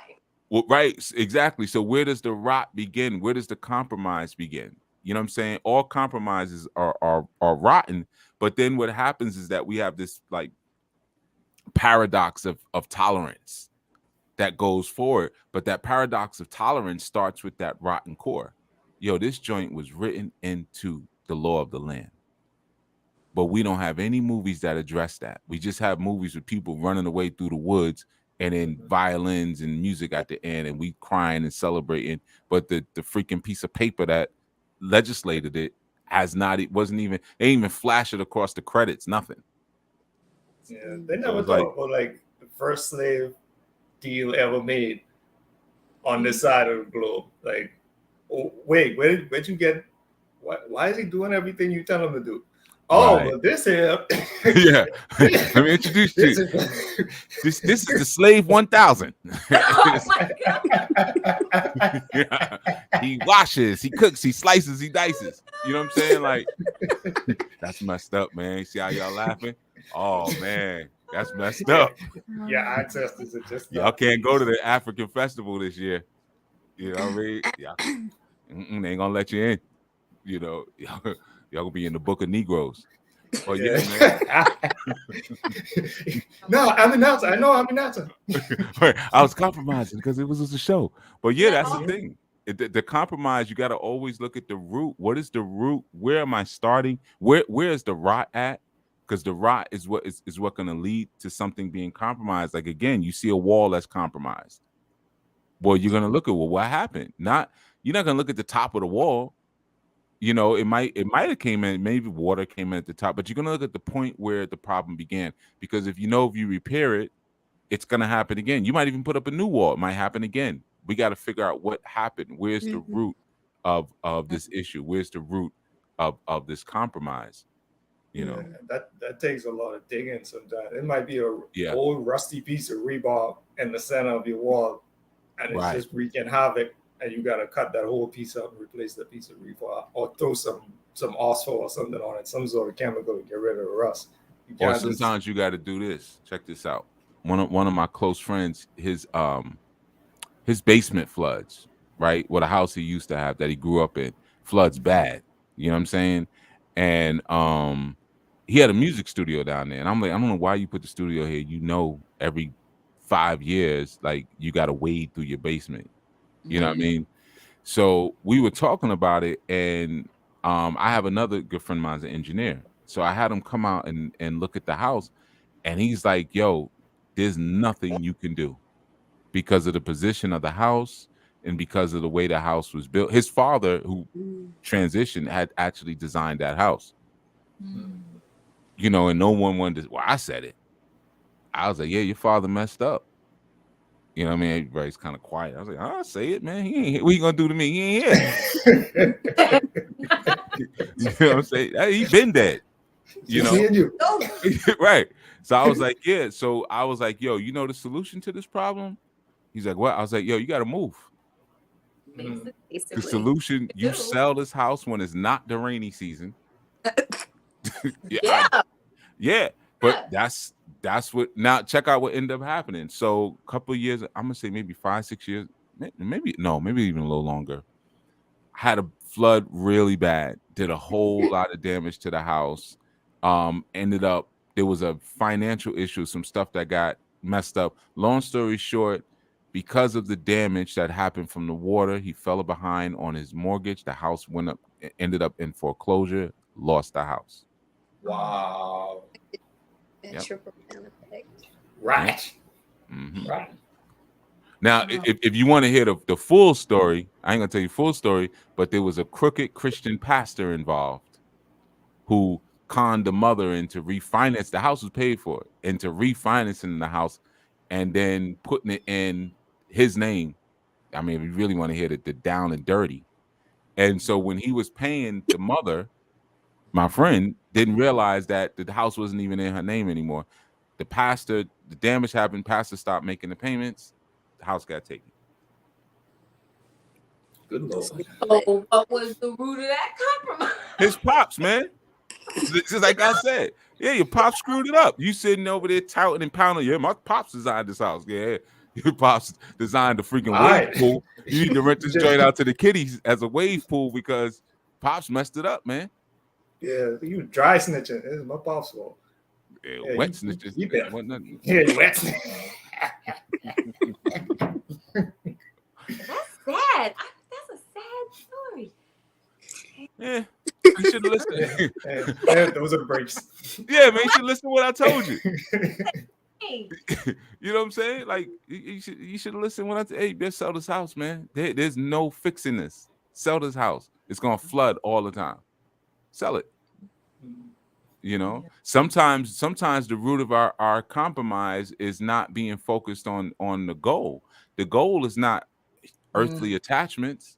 The goal is peace and tranquility. Isn't that the goal of any negotiation? that should be the goal. Right. So if it means I got to get rid of this house and my pops built and clean it out, okay. If it maintains peace in my life, Mm-hmm. Mm-hmm. you know. It's kind of like even in those letters, it was like, this is my complaint against you because you keep compromising on whatever it is, each of your, infractions. Who's farting? Who let it slip? What you say now? What you say? Each of the things you do bad. Bad. This is the complaint because you keep compromising, and if you keep doing it, you lose your place with me. Mm-hmm.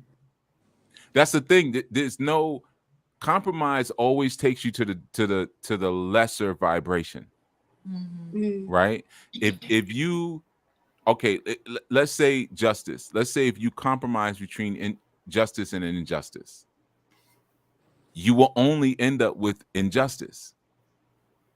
You know, there's no like kind of justice, so we're okay. You know what I'm saying? Like the moment you step off your square, you are now in the lower vibration. Just like if you compromise between rationality and irrationality, you're automatically going to be irrational. You see, it's so integrity sits at the root of this. Integrity is always the first compromise. Because integrity is when you are moving and you're governing yourself based on your convictions. So the moment that you move off from that and you're advocating something different, now you've already dishonored. There's no once there's any kind of movement. If you could see it as like top and down, that once you move from the top, you don't go higher, you automatically go lower. But people who want you to do you thinking tops and bottoms. I know what you're thinking about. I didn't say it that way because I knew that's what the thought was going to be. Okay, because we just came out of Pride Month. Yeah. He a top, he a bottom. So a month of compromise. Right, exactly. Compromise for real. Tops and bottoms. Beers and twinks. So the thing is about it is that there is this concept there, like as soon as you move, like this, the social structure will say if you moved, you took the high road, right? Oh yeah, I came in, I wanted this, but they were, stubborn or whatever, so we went this way. Oh, that's good. You're a good person. You took the high road. No, you just lowered. You just, you know what I'm saying? You went to the evil alternative. Even if you didn't go to the extreme of the evil alternative, any movement from where you were standing is the evil alternative. In your community, you don't have to do that because we're standing on the same truth. Camp go. So all we have to do is negotiate it. If Master Menelik and I, here's a great example. If he and I were to say, yo, we're gonna go down this river and it's two of us in this boat, right? Now, it wouldn't make sense for me to steer the boat and him to propel the boat. I'm probably about 100 pounds and plus heavier than Master Menelik.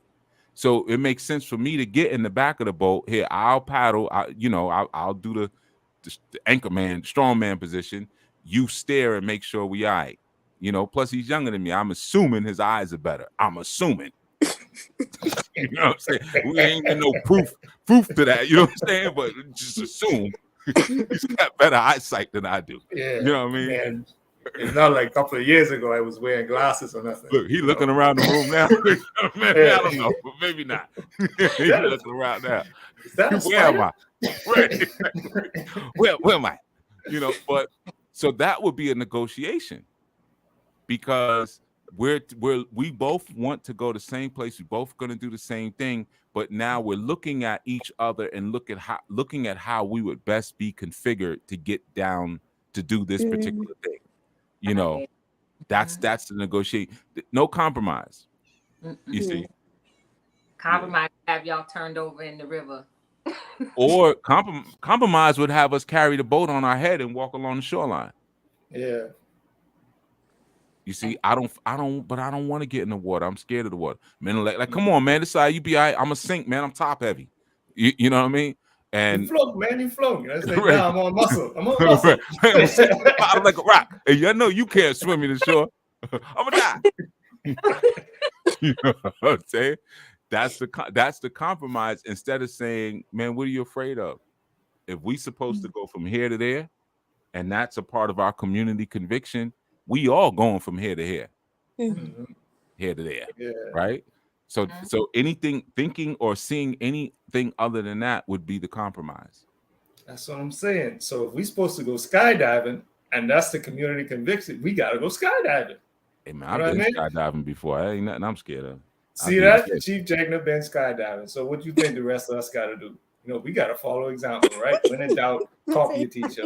We gotta go. Yeah, he's talking all that. Wait till he get on the plane. He talking. I changed my mind. I'm an artist. I got too much to live for. I'm used to jumping from high places. Don't worry about me. Yeah. We remember what happened last time you jumped from the high, but we know. I'm all right. I survived. Right, I'm still living. I'm here. I'm here. Eyesight kind of messed up. Not something loose in my medulla oblongata. I've been ornery ever since. It hit my medulla oblongata. Hey, now you're ornery. Yeah, I've been ornery. Now you're ornery. Cantankerous. Okay, I wanted to go to the chat, and I'm sorry I did miss this, but I did also want to bring in an example about even the film yesterday, because we had a really nice build afterwards, and I think it did hit a lot on the compromises that were made by the main character, the father in the film on Captain Fantastic. And Aki Zach asked the question, in the movie Captain Fantastic, the father compromised to go to the funeral so his children would see their mother. Was that a bad deal he made? Well, where was the root of the compromise? Was the root of the compromise like even marrying and making children with someone who had a mental illness? Yeah, but remember, I told y'all this yesterday. Remember the mental illness didn't emerge after the first child, right? So he didn't know.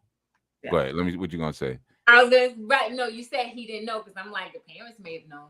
He didn't know, but oh man, they probably knew, man. But again, if it didn't emerge, then what are we gonna do? Now he didn't have to have 5 children after that, but maybe he didn't realize it was that bad or whatever, But yeah, he didn't marry someone particularly with that. It's the crazy cat. Mm-hmm. Yeah, I know. I didn't want to say it. Meow. Oh. Before I move on, I see Mr. Corey and Achoti Barea. Like, I want to give you a chance to jump in. I know y'all like out and about, but if you have something you want to jump in, just go ahead. Yeah, They're we both muted and right. unmuted so many times already. It's not even funny. Sorry. But I'm yeah, so sorry. it's cool. It's cool because the connection here is kind of weird anyway. Um, I think of in the Greek Testament, there's a point where I think there's a phrase about being friends with the world is being in enmity with, our Elohim. And so if that idea of compromise is so that, you appear more um appealing to those are we appear more appealing, sorry, to those around us, or more so as if we're non-confrontational in a sense, and we do so to blend in, then we reject the Most High. We reject that quality or that standard of life. And that's exactly what I was thinking about, the idea of integrity. I know you said it earlier, Chief, and I thought it was in jest when you said it earlier, but it is indeed a part of, like, um, just how we move in the world, and how we we engage with others, rather than attempting to integrate, and rather than attempting to, compromise and appear as if we, like, we're right neck and neck with everybody else, but really holding firm. When Yahushua was tempted, um, he said, no, I think he told Satan, no, get away. Isn't it written that I shall, like, only honor one God? So, I think about holding firm to the standard that you have, and holding firm to what is your culture. And in everything, if the culture that we have, like, dictates everything that we do, and every conversation that we have, um I, it like I think it's easy to say that, you can't go wrong, in a sense, you know Give thanks. And I think Master Malek put the scripture that you're referencing in the chat. So it's James 4:4. Ye adulterers and adulteresses. I don't know what that was. Adulterers and Let's say adulteresses. adulterers from New Jersey. Like adulterers. Ye adulterers and adulteresses, know ye not that the friendship of the world is enmity with God? Whosoever therefore will be a friend of the world is the enemy of God. For what profit a man? What is it? For what so profit a man to gain the whole wide world, his soul? It makes me think of that That story one. Chiefs told about. I don't know why my mom went back to that, but when he told the story about CeCe Winans being asked to sing on "I'm Every Woman," like the remake, and she was like, "No," because it's talking about casting a spell and being a witch, and that went against her values and her morals. But I just thought about that for some reason, like not compromising. Yeah, that's a good point. She was like, "No, I'm not compromising myself." And I saw her.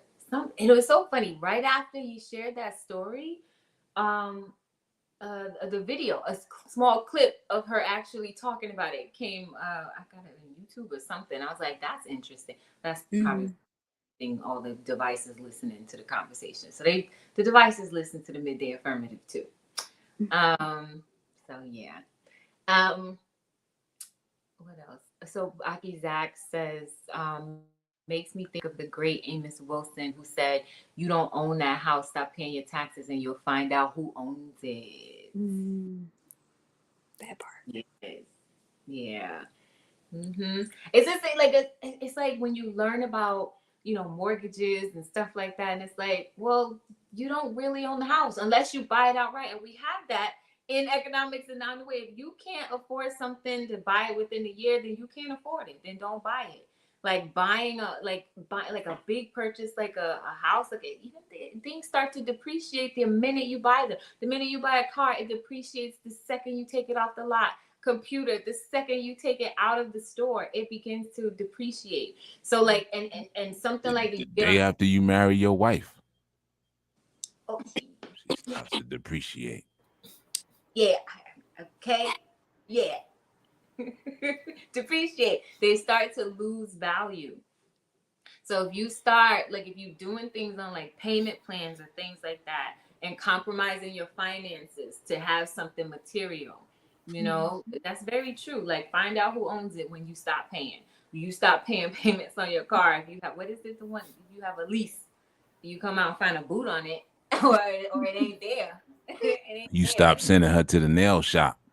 Mm-hmm. Yeah, Mhm. she start looking bad, and then she'll be using. Then she gonna get some walking boots, and she gonna protective walk up out style. your life like CeCe Peniston. Just need to Mhm. go explore and find myself. Yeah. Mhm. And meditate. You know what that find myself mean? Mm-hmm. Yep. Ray in the wings somewhere. Yep. Pookie, Ray, Man, they all home from jail. Man too. Man. Mm-hmm. No, Man was in the mix. Gosh. Yeah, he on work release. Yeah. That's some swift movement if it's just Yeah. work. She's somewhere around there though. She somewhere between those three. They know where she is. She's trying to find herself. That's not a good thing. That's Miss Jezebel. And then the church that was compromising themselves and exalting those practices got a little word too. We're not here for it. Yeah. So where we at? No story. I got another story. Go ahead. It's about me though. Samuel and Saul. I always like this. Samuel and Saul. I always like this conversation because Samuel was so annoyed that he was being sarcastic. he was so done with Saul because Saul was like, Samuel was like, I keep giving you specific things to do, and you keep intentionally doing the wrong thing. Like, you think I'm going to cover for you? You think I'm going to take the heat from the Most High for you? I told you to do something, and it wasn't me giving you no instructions. I'm just delivering the message. So don't think we boys like that. You know, the Most High said, wipe these people out completely. Why do I hear sheep in my ears? Oh, well, I saw all the stuff here and I thought it was good. So you could sacrifice it to your God. My God. Hold on. Is that what I told you? What? I didn't tell you to do that. And the king is still alive. Like he said, he's sitting right there. How you going to destroy a nation and the king's still alive? So you poked a bunch of holes in the body and you left the head intact.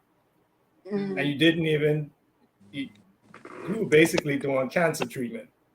Or what you thought was cancer treatment. You destroyed what you thought was malignant and you kept everything you thought was good. You were told to wipe everything out completely. You compromised. Now you want me to compromise. Yeah. And you know what? And do you a solid.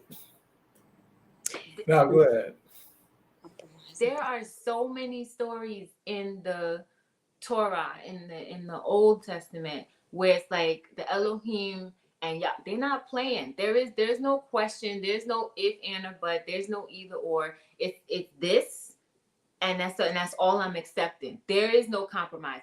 And we see like where some were obedient, like Daniel, David, obedient to what the mission was. Daniel too, and the three Hebrew boys, like obedient to what the mission is. There was no diluting the mission to accommodate something else because there was already a knowing that it wasn't beneficial.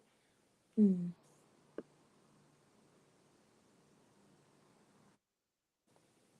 ahead, Margie. Did you want to say something? I thought I heard you. Oh no, I'm listening and that's my like amen kind of. Yeah. Okay. Gotcha. Following along. Okay. Okay. And I keep moving through the chat because I know there were things that I saw that I didn't get a chance to like, because I don't want to, ignore any questions. So give thanks, Ema Sequoia, for putting the definition of negotiating, the process of discussing something with someone in order to reach an agreement with them. And Aki Zach asked, like, would Santeria be a compromise that was used in order to serve their God? That's a and you know what? Because Okay, so it made me think that this question makes me think of the part where we see in all like Paul's letters, you know, and all these letters we have gone in on Paul, but nonetheless these letters are there, and this makes me think of all the things that he was pointing out, where yeah, people in the church, the early churches, were compromising and taking on things and doing things that they should not have been, and we see like some of that did I don't even want to say evolve, but like morphed into adding in saints and things in the same way that you know people practiced polytheism, you know, and putting in like you know other gods to and then kind of merging it with Christianity to say, oh well, this is a part of it, this is what it is. I would think yes. I don't practice Santeria, so maybe I'm not the one to say yay or nay. I think I was taught. I think it was she who said like Santeria and all of those practices are like bastard versions of what the Hebrew does. So I would think like there is some sense of compromise. I mean, you're diluting the You are. original. I guess you could say version. Yeah. Nah. No. No. Okay. Well, no. What y'all said was right. I'm sorry. I was just I'm working while we doing this, so I just read his comment. I just looked up from my other screen. Okay. um, yeah. Nah, I'm sure what y'all was saying. Yeah, I heard some of it. And I didn't. Nothing irked my spirit. My ears didn't perk up. So yeah, that Santeria thing is tricky, man, because when you read the slave narratives, you don't get any reports of Santeria. Mm. You know, you don't even see Santeria in any of the slave movies. Nope. You only hear about this slave tale when you go to the Botanica to buy something. Mm. So, man, like I said, always got to qualify the question, right? So that wouldn't be a compromise because nobody was doing that. Santeria is the worship of the saints, period. You have people who worship the saints. It did. Orisha didn't even come into it yet. Orisha didn't come into Santeria till, honestly, and I'll say recent years, and into the mid 1900s. Oh, really? So this whole, hey, go read slave narratives. This whole narrative that they hid their African gods inside of the Catholic saints so that they could still practice their religion and no one would know. No, bull crap. Oh, wow. Bull crap. You have not read one narrative, and I'm saying if we're looking at empirical data, if you're getting it from the enslaved's mouth, you don't hear any mention of anything, even the names. Why is it when the enslaved Africans were freed, considering that they were able to hide their religion, or liberated, excuse me, they were able to hide their religion inside of these systems? Why didn't they take on those names? Why weren't they calling themselves, Oshunlade and Alayo or like people like, do they just go straight to it, Shango? Or practice open. Well, even if they practice open or take on those names. Why don't we see any remnants during the Reconstruction era of that? We see hoodoo, sure, but hoodoo was based out of the Bible. Most of your hoodoo practices came out of Psalms. So you would think that once they were liberated, they would say, okay, even if we're still going to do this in secret, like somebody gave a crap, nobody cared because they were doing it openly in Brazil, and many of them were training their enslavers in those practices and being freed. That's how they were buying their freedom. Wasn't no big deal. Y'all could sit there and do that all day because we know that's what screwed you up. But here's the thing too. Think about this for a second. Think about it, sister. If if I know that I have strayed away from what I was supposed to do, and it was prophesied that if I stray away from what I'm supposed to do, I'm gonna get enslaved. Why would I come over here and still do it? The same thing. So why do you think all the slaves became Christian preachers? Mm. We got to get back to our original religion. See, they'll say, "Oh, because the slave master made them be Christian." That makes no sense when they weren't even considered human. So whatever this Bible is talking about, it ain't talking about you because you cattle. So this wouldn't be your God. You'd have a different God. Mm. And how's a white God gonna make a black person? You see? So that whole concept, if that was the case, as soon as Juneteenth, man, they would have been jumping out with the drums and everything and putting leques on each other, pulling them out their slave. Hey, we can show this now, you know, and singing Fungi Lafia. Bunga. See what I'm saying? I would have been right there up front. You know what I'm saying? But that wasn't the case. Cats was getting down and thanking God, singing Kumbaya, my Lord. Mm. So I do have a question though, because wasn't like Nat Turner, he was inspired by the words that he read in the book. Because he said that we were the original Israelites. That's why Nat Turner did that. He said he read the words, he said, and came to the understanding that we were Israelites and that we were being held by Pharaoh. Mm. Mm-hmm. And that's really what brought the end of the Ma'afa. It wasn't Abraham Lincoln. It just became too dangerous. That wasn't the only rebellion. You know what I'm saying? Like I shared before, my family was involved in the rebellion. Started one. A successful rebellion, not we didn't get quelled. That's a family story we have. So it was just getting too dangerous. You on a plantation is you and your wife and your children and a couple of hands, and you got 50, 60 people surrounding you who's bigger and stronger than you and got a bunch of farm tools. Because you've been breeding them that way. Right. You've been breeding to be stronger than all else. And the next plantation isn't maybe 4 or 5 miles away. Yeah.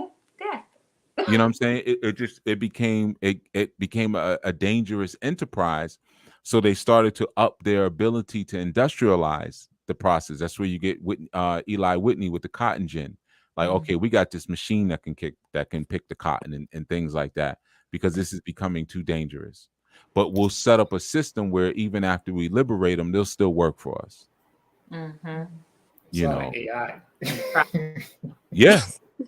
Everything's Sorry, going to rise up automation. eventually. And I know that doesn't really answer Zach's question, but I think it still provides good information.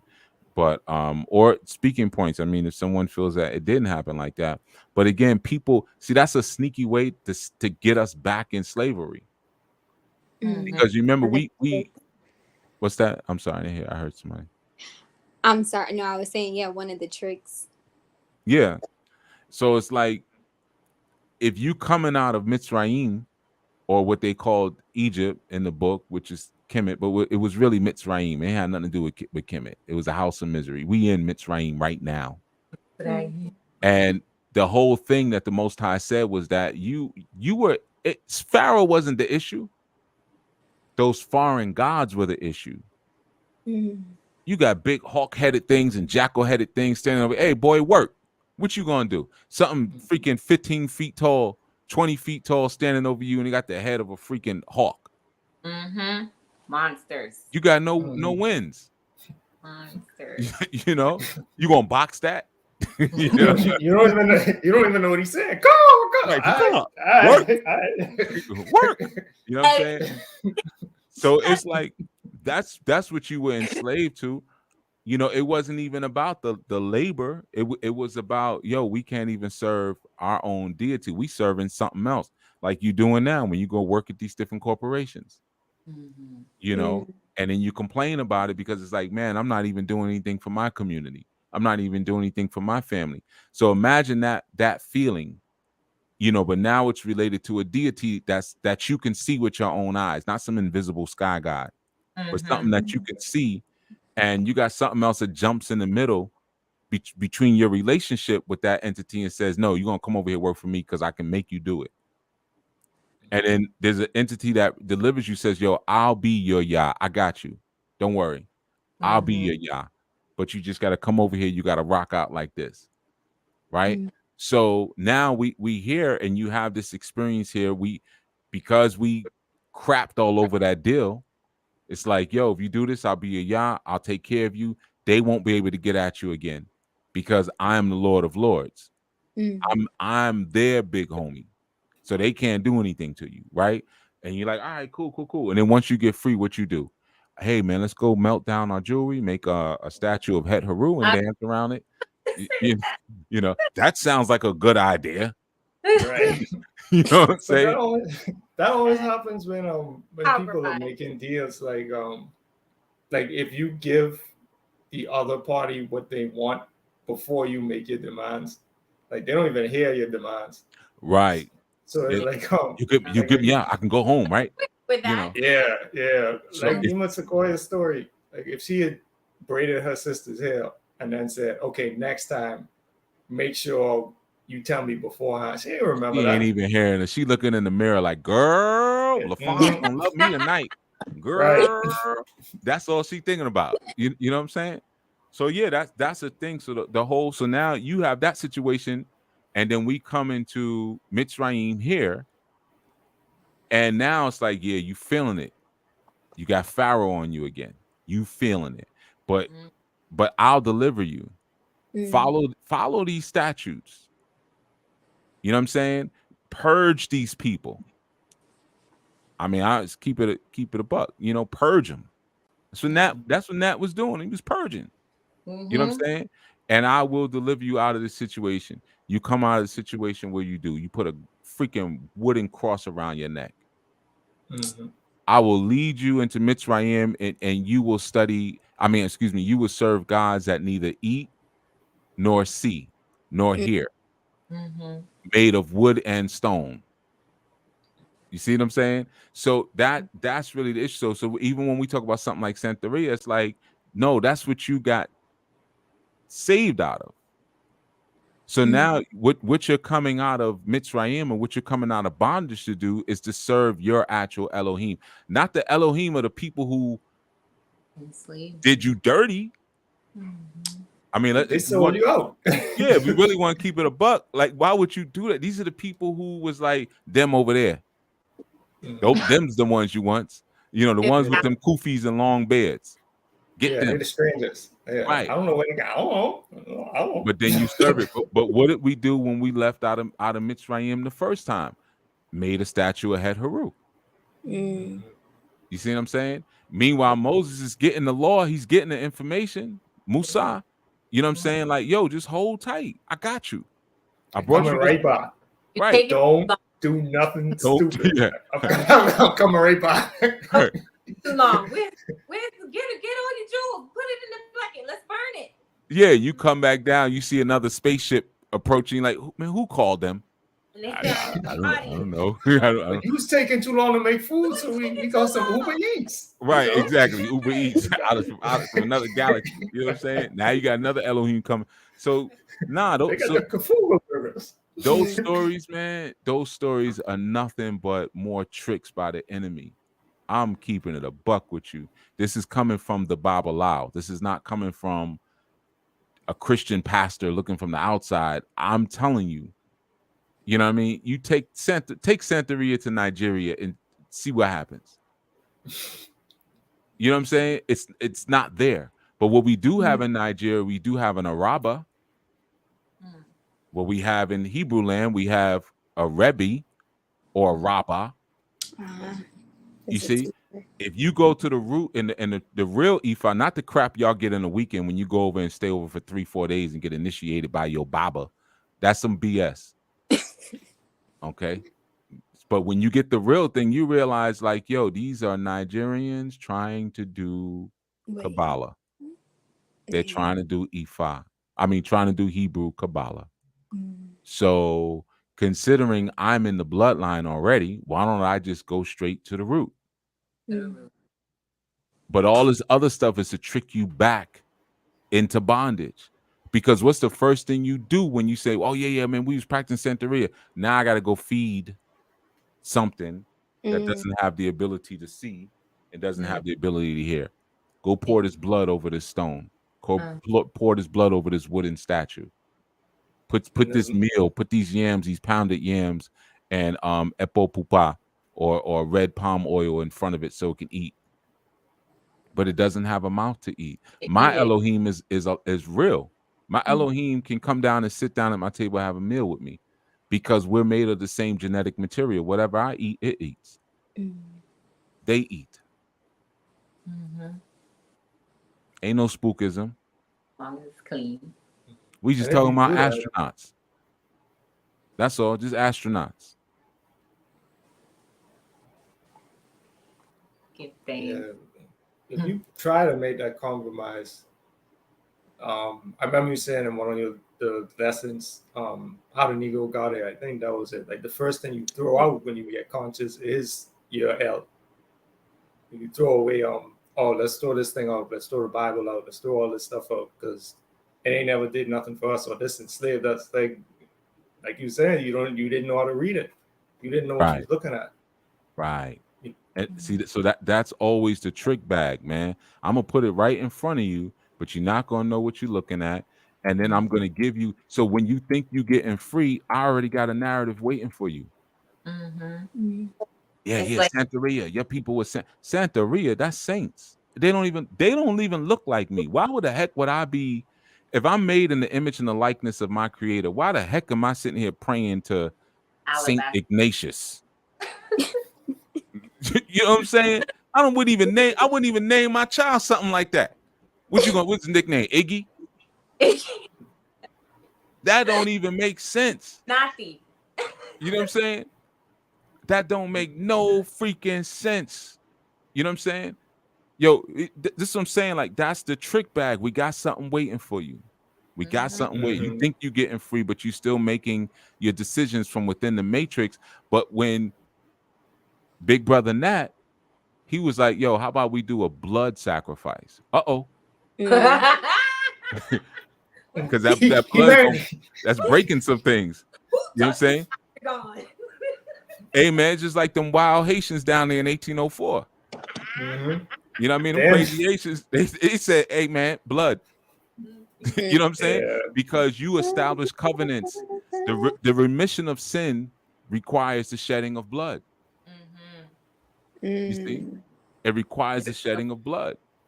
Then let them live since. Blood atonement, right? They don't put weather machines and all kind of things on. Hey, man, every 3 years you get a hurricane, you get a flood, right? Or earthquake. Something happened. Do not. Right? What do other people say? Because the Dominican islands, we good. How you on the same island? Right. Yo, the same island. This side keep flipping over, but y'all good. You know what I'm saying? Interesting, because they always say it's because you did voodoo to gain your freedom. And it's like, but you like that's benefited. the evil country. But they got so much Catholic people over there. So what happened? Doesn't the Catholicism like cancel it out? Like what's going on? The Catholicism is the when you have a voodoo sant who's dealing with Catholicism, that's the compromise. When you got a pure voodoo sant, that's a Hebrew. No compromise. That's a Hebrew. Because one thing about them crazy Haitians is that their blood is very pure. I remember they were doing tests on the island. They were saying they got people there who's still have 97% of their original heritage. That's insane. That's like, yo, these are like from the beginning of time. Like nobody was like you wasn't appealing to no other group. It's like, you was the liver on the plate. But as a result, hey, you got to stay pure. 97%. That's crazy. So when you look at some Haitians, you looking at what people look like at the start. Now you can't mess with that because that blood is powerful. When they say it's power in the blood, yeah. What with blood? Yeah. See what I'm saying? That original blood ain't no joke, man. They make whole shows about that. The originals, the ones with the vampires. What was the other one? Vampire Diaries. What is it all about? Being a part of the original line. That's what it's about. And the original ones are always more powerful than the ones who come after them. Right. Freaking Underworld, right? Underworld was that with Marcus and those guys Victor and Cecilia. Emilio. Yeah, Amelia, right. The original blood is always more powerful. Mm-hmm. But But they we so compromise. You know why we compromise? Because sisters be having attitudes. You see? There goes another fembot. Uh-huh. Every time Yeah. Chief says, every just time short Chief says circuited. something, the head explodes. Short circuit. Sisters be having attitude. Sisters be overweight. Sisters be taking you for child support. Sisters be wanting to wear the so we gonna compromise. And once we compromise, like Muta Baruka, yo man, stay focused, Jack. yeah. Don't compromise. See, we compromise in the relationships, and that's how they end up like that. Instead of saying, "Hey, no, you ain't gonna do that. You're gonna do this." But you talking about the sisters? What about the brothers? The brothers ain't doing this, Right. and then Brothers what be happens? doing it too. We both But- lose. Right. Makes me think of when you said the original compromise. Like, well, if you're compromising because we're doing something, then we've compromised first. It's like Hawa, you know. Adoma was the original compromiser. Oh, okay. Yep. He was the one who the law was given to first. He got the law. If she compromised and he didn't, then you just got another Eve. He didn't Eve do his 2.0. job. Right. Eve 2000. But he didn't do his job. Don't forget his. First of all, how you got time to be sitting here chit chatting? There's work to do. Work. There's work to be done. You feel me? Like I would have been like, hey, you finished? You finished so soon? You know what I'm saying? Yeah, it was quick. I polished them apples up and then I was just over here. Okay, so I guess when I go over here, we could be good, right? When I go over here and check your work. Right. You got time to be sitting here chit-chatting, having a whole conversation and everything. Nah, man. And on top of that, everybody know daddy eat first. How you eating it and then I'm eating it? That ain't the order. Everybody know daddy eat first. Got lipstick all over the fruit. Right, you know what I mean? I'm trying to eat that. So there's so much. He was the first compromiser because he was the first one ever to study scripture. You see?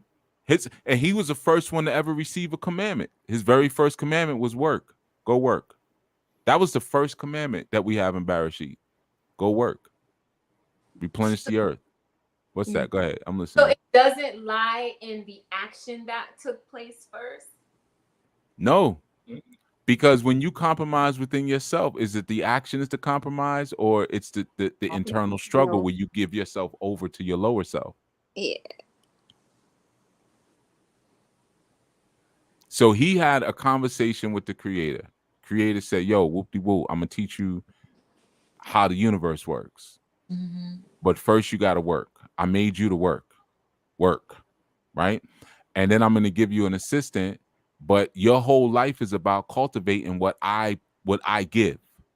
Everything I give you, you cultivate it. So I give you this woman, you're supposed to cultivate her.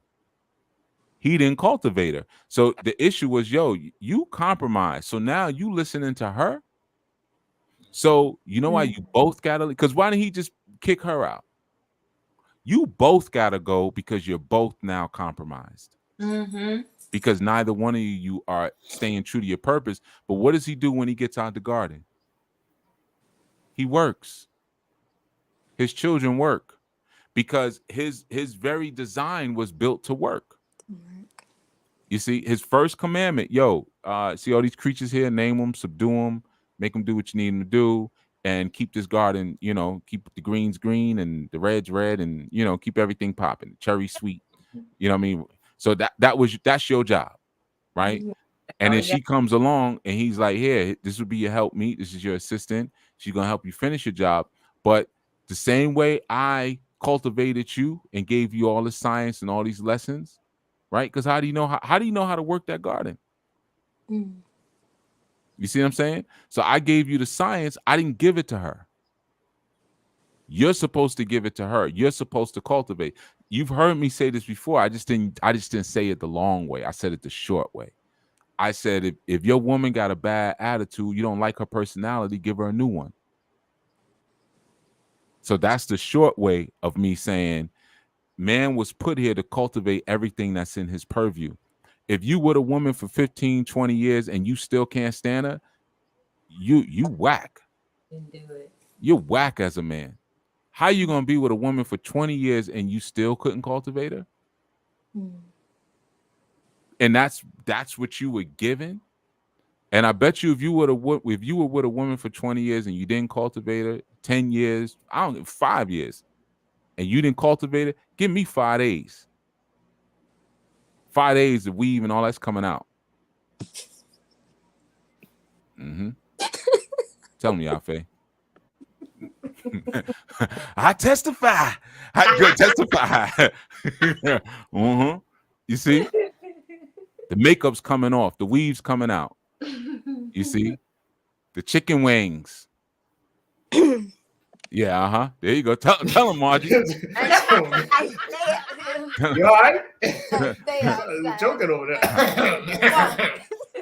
You and Yaffe can both testify. Them chicken wings, them hot wings, them lemon pepper wings, them buffalo wings, and you see, Dream about him in the beginning, and now I don't anymore. right? I used to think about them all the time, but not since I got on the Chief Y'all program. Change your life. I'm just happy. And your colon will thank you for it. Results guaranteed in 3 days. Right. And it was chicken wings. I remember that like it was yesterday. And it's funny. I remember asking you. I said, "So what do you eat?" You was like, "I eat chicken like every day." I like chicken. Every day. Every day you eat chicken. Okay. Every And day. I didn't even say anything when you first said it. I just said, "Oh, okay, chicken every day, huh?" I already knew. Yeah, okay. That's what you think. Literally, you know. Literally, right, exactly. It's already begun. You know what I mean? So that's the thing. It's like when the man compromises, everything falls apart. Everything falls apart. Like he compromised on his job. See, when we read the story, she gets blamed for, hey, back up, man. You were told what to do. You got to cultivate her. You did not cultivate her. And then you see that time and time again. You see with Ahab and Jezebel. Ahab wasn't cultivating Jezebel. Abraham wasn't cultivating Sarah. You see what I'm saying? We so there's always all these sneaky machinations going on behind the scenes because the man himself was compromised. Yeah. You see? Chaos ensued as a result. Exactly. Chaos ensues as a result.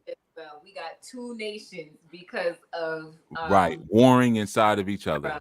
Right. Inside of her because of the compromise. Right. But even with Sarah, like we wouldn't have had Ishmael and we wouldn't even had like certain things if she had not been like, well, I'm gonna help you out. Ain't nobody said they needed your help. Exactly. You see what I'm saying? So but she wasn't on assignment. So you know, when y'all always hear me say I blame the men. You always hear me say I blame the men. And it's not because I'm pandering to females. I think y'all should know that by now. I ain't on that. But it's because he's the first point of cultivation. Now, yeah, maybe the soil is just terrible and it can't be cultivated. Sometimes you gotta fence off a piece of your farm. You know, you go over there, that's where we throw the compost over. You know, hey man, listen. You gotta restore the soil. You don't want me to teach a class on polygyny. You don't want me to teach a class on plural marriage and polygyny. Sometimes you got to fence them off and you just throw the scraps over the fence. What's over there? Don't look over there. Don't cut no hole in that fence. That's where we shall not venture. What's in that Jock Sounding replace? Right. What would be the point of keeping the field? It's your duty. Yo, you can't just did you listen to the podcast I did talking about divorce and stuff? Yes. Yeah, man. Sometimes you just can't, if he finds no delight in her, he can give her a writ of divorce. But sometimes you show mercy. You say, you know what, I'll let you kick it and hang around because you might slowly grow through osmosis. But I'm not going to enter you. I'm not entering you because that's a compromise on my part. You talk about compromise. I mean, and I think those levels of compromise are very important for men, but in my estimation, it's more important for women because you all retain your sponges, you retain the energy. When you compromise, like I could compromise and lay with something, give myself a spiritual bath, and shake it off. You can't do that. All the yoni steams in the world won't do it. You guys always end up with different DNA. And that's where the havoc is. Look at Kane. Look at her over there. Oh, they shooting. Marjorie going crazy. That's Marjorie. And a gun up through the ceiling. She felt that one. God dang it. Bang, bang. Bang, bang. Get off my property. Get off my land.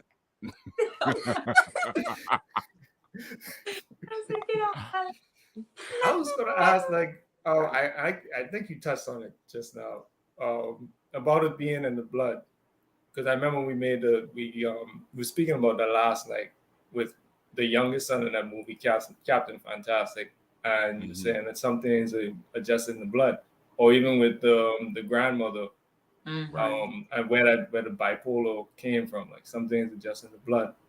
And I was like, okay, so you have all of these patriarchs in these stories, and they all have the same problem. And as a result, the same thing keeps happening over and over again. Like you keep hearkening to the voice of that woman, instead of doing what I told you to do. Like, how is she teaching you about this garden? And I taught you about the garden. Or how is she telling you who the seed should come from if I told you both where the seed coming from? Right. And your wife openly chuckling in front of us. It's obvious she don't believe me. Yeah, I mean, you follow the lines. See, that's why it always tells you who begat who. Right. Where did she come from? But again, I still kind of say it matters to a degree because you are the imprint of your father.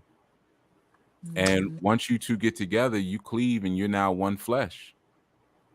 And if you're truly being renewed and those teachings, all things become new. So imagine what Adoma was going through in the garden in the beginning. Every day the Most High is coming through, walking and sitting down and kicking it with him in the evening after you work. After work, we're going to sit here, we're going to kick it. He's becoming a new thing every day. You see? So why is that not happening with this woman? Was Abraham doing that with Sarah, or was Sarah resistant? She wasn't fully accepting to him. Well, don't forget too, they also came from the land of like all the gods. Where they lived, there was a bunch of Elohim. So they coming out of that environment and carried some of that with them. Carried with them? Yeah. Okay, yeah. Well, there's wars in heaven, so they would see all of that, right? It speaks. There's scriptures that speak about them carrying Yahweh and Belial with them. Baal with them. There was one I'm sorry. No, I was gonna say if you bring in Baal, then you also have to bring Asherah. I told you that book of Esther is not a real book.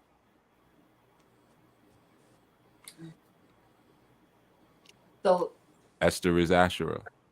It's put in there because they have all this conversation throughout about Baal. They're carrying some of those other Elohim in. That's your Santeria. That's the transmutation of it.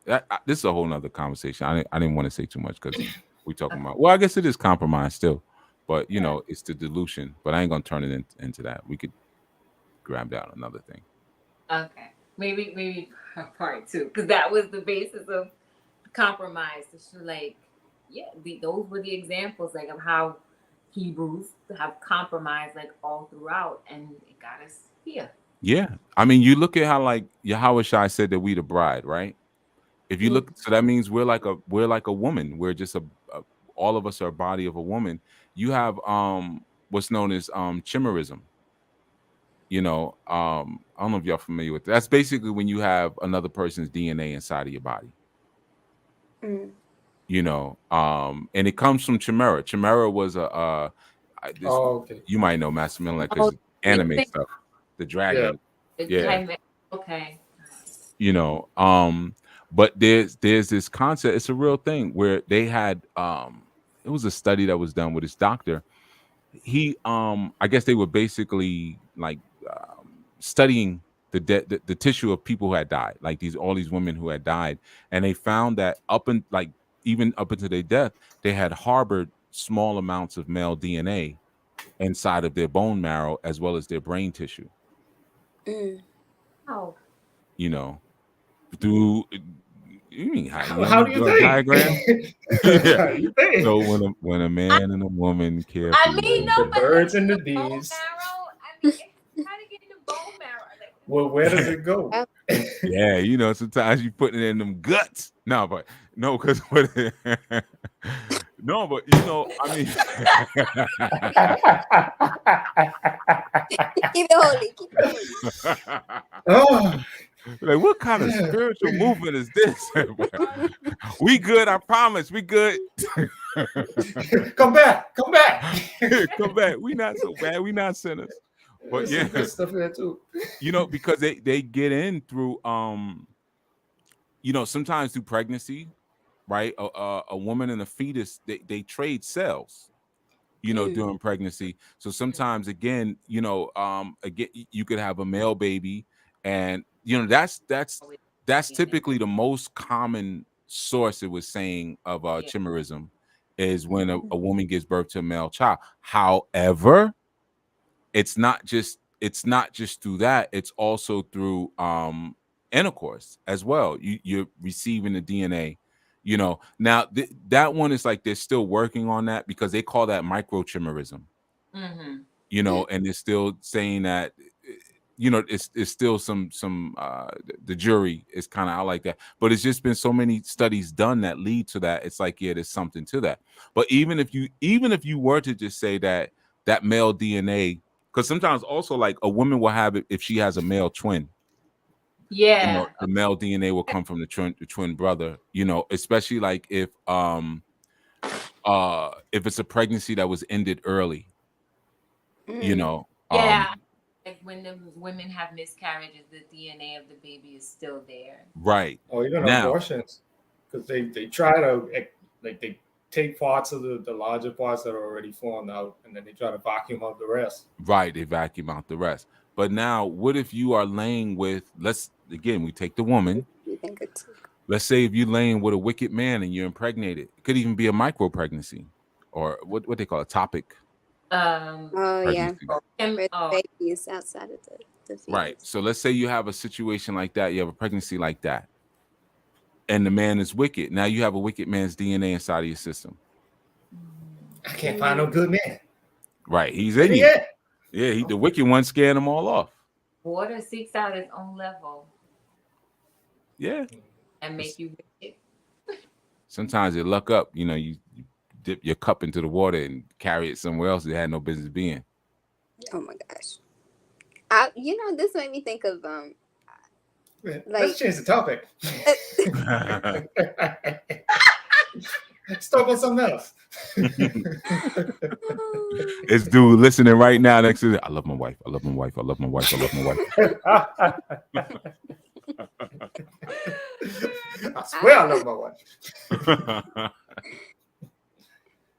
there was one thing I was thinking about though. Like I don't know if this fits in, but like I know it's not holy, but you know how like sometimes I when don't know how you women could do any worse. oh goodness. You know how sometimes when like women give birth to a kid, to a child, and they may be with a specific person, but sometimes they might have been sleeping with another person, and that child has like certain features that might look like the other guy, but the child is actually the man that they're with is their child. You know what I'm talking about. Do you know what I'm talking about? You are not the father. That kind of thing. It's like that, but it's Yeah, like I've talked about every, that. Yeah, right, like where they have that's those similar features to another. But I guess that goes back to like having that other man's DNA also right. We're present. talking about biological DNA, but then we're talking about spiritual energy that the woman retains. Remember, the woman is the retainer; she's the container for the soul. Yeah. So a man deposits his spirits and thoughts and ideas in it. Do we assume that it gets flushed out in her menses? His spirit is gone with that because blood is flushing out, or is there some still in there? Right? Because there's also that mental impregnation. So you become mentally impregnated by one man, and then you become physically impregnated by another. Again, Adoma and Hawa. So now the baby that you come out is whose product?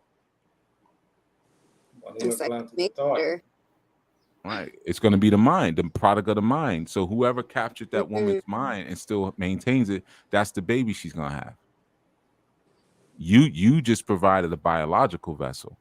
So yeah, the baby, where the mind is, the body goes. So the baby may look a little bit like her ex-boyfriend or some guy she had a one-night stand with. So then how does that, oops, sorry. No, I was thinking about something. I mean, well, you said like the child always takes on the mind of the father. I remember you. Right. That was my question too. Whose mind would it take on? The biological? Like if a child always goes, Great. That baby don't look like Who was Yahweh's father? the Most High. Yeah. But Joseph was his biological father. But wouldn't it be similar to the state as well? Like y'all could have this child and take care of them physically, but I just give me the mind. I'll take the mind. It's mine, right? Like Zach said, think like mama's me, baby, like me. mama's baby, father's maybe. Father's Like maybe. if you could look at the story of Adoma and Hawa and then fast forward to Joseph and Mary, it's the same story in some instances. And Elohim impregnated your wife, and your child doesn't act like you. It's kind of the same thing. Now, one, we have an Elohim that I don't agree with. Enki does it the first time, and then the second time it's Yahuwah.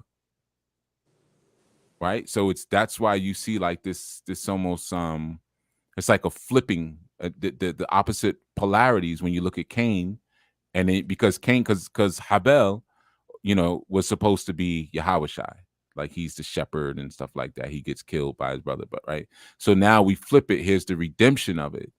Now we have Yahushai, and he defeats, his older brother, we'll say, which would be Lucifer, who was here already. He takes captivity captive and so forth and so on. But ultimately, again, it's this is Joseph's biological child, because Joseph came through the royal line. Joseph was from the house of David. Yeah, he had sex with Mary. Don't believe that, like, oh, they never had sex and she was no, he had sex with her, but she was impregnated by the spirit, the Ruach. The Ruach is that wisdom of Yahuwah. So when now Yahushua comes out, he's saying, man, I'm about my father's business. He wasn't talking about Joseph. He said, me and the father are one. He's not talking about Joseph, but that's his biological father. Meanwhile, Joseph is thinking, all right, when we get back from this pilgrimage, I'm gonna teach him how to cut some wood. Didn't you know anything about my father's frame a house? I didn't teach him nothing. Well, he over there walking on water. Yeah. I didn't teach him how to do that. Joseph looked at Mary like, you son of Oh man, it's actually a funny boast with someone, but I was like, oh, try this, Mary. What's that? A cake. Oh, where'd you get a cake from? I baked it. But we don't have an oven. Exactly. You see how that sound, Mary? You see how that sound? Sound crazy. That's what I'm saying. So yeah, this compromise is a deep thing. But Mary, that was an uncompromised pregnancy. That's what made him so special, is because we are both in alignment with the Most High. We not having this baby for pleasure. We not having this baby because I just always wanted a baby. You know, we not having it for any dumb reason. We are completely wrapped. We having this child from the crown chakra. And if we have a child from the crown chakra, the child knows that it is property of the universe. So when it says, yeah, me and the Father are one, and it's giving you all of this celestial references because it was born out of the womb of the universe, which is how all children should be brought forth, honestly.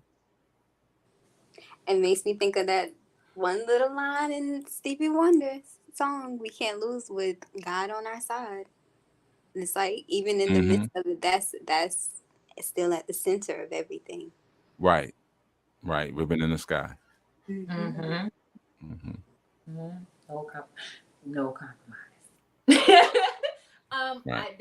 There was something and I kept forgetting to go back to it. Aki Jason had asked the question about compromising leading to resentment.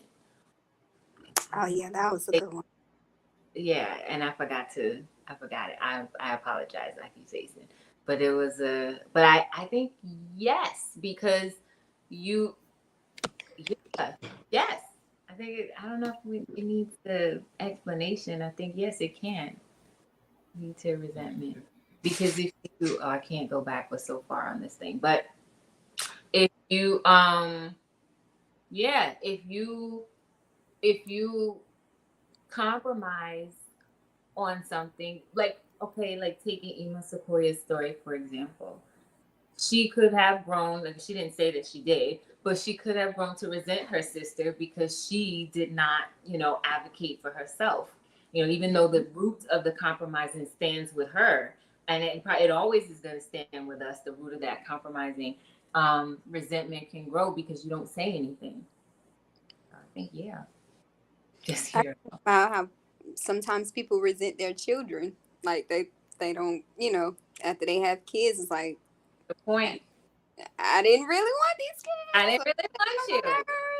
Right. I just wanted something to play with. And I didn't realize you had to get older and grow up. Now I just wanted a small thing, but now I have to raise and rear a little human. Yeah. They never thought to get a pet, buy a dog. I just wanted something to love. Yeah, kids suck. Right. That's what you're saying, right? That's what I was working. That's what you're talking about, right? No. Oh, I'm back. Mute back out. I was also thinking of solutions for dysfunctional family relationships, where you have two cultures in one living space, on one home. Like one is going to subjugate the other, and the other is going to resent the more dominant one. And if you think about any deal where you feel like you got the short end of the stick, you're going to resent the other person. Yeah. And it's because one of you at that point, because if we're talking about like the cross-cultural unions and one winning, you are the other one eventually got what it wanted, just like I think this was said on Friday. The other one got what it wanted because you got 1 foot in and 1 foot out. So I'm gonna get what I want because I'm stable on this, and I'm gonna push you out or make you go in the direction that I want you to go in. So then because it's like, well, I really wanted to go there, just like what the definition says. Like you basically give up what you really want to make room for something else. You dilute your mission. So you're gonna go to resent it. Now I resent you because I am Catholic and you're Muslim, or I'm just Christian, whatever. And you're Muslim, but I don't want to pray 5 times a day. I don't want to say Allah. I don't want to go to the masjid. I don't want to acknowledge Juma. I don't want to do any of that. I don't want to fast. I don't want to do any of that. I just want to have my Christmas tree and go to church on Easter.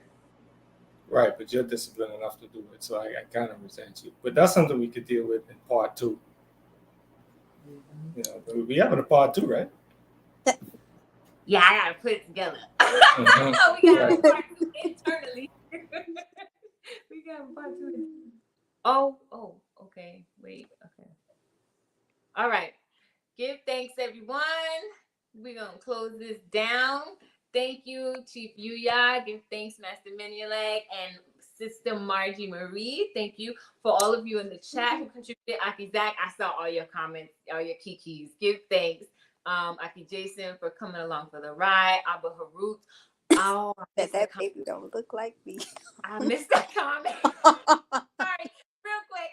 Abba Harut asked, isn't it fair to say when Francois Duvalier Papadoc was the leader of Haiti, there wasn't all of this chaos on the island?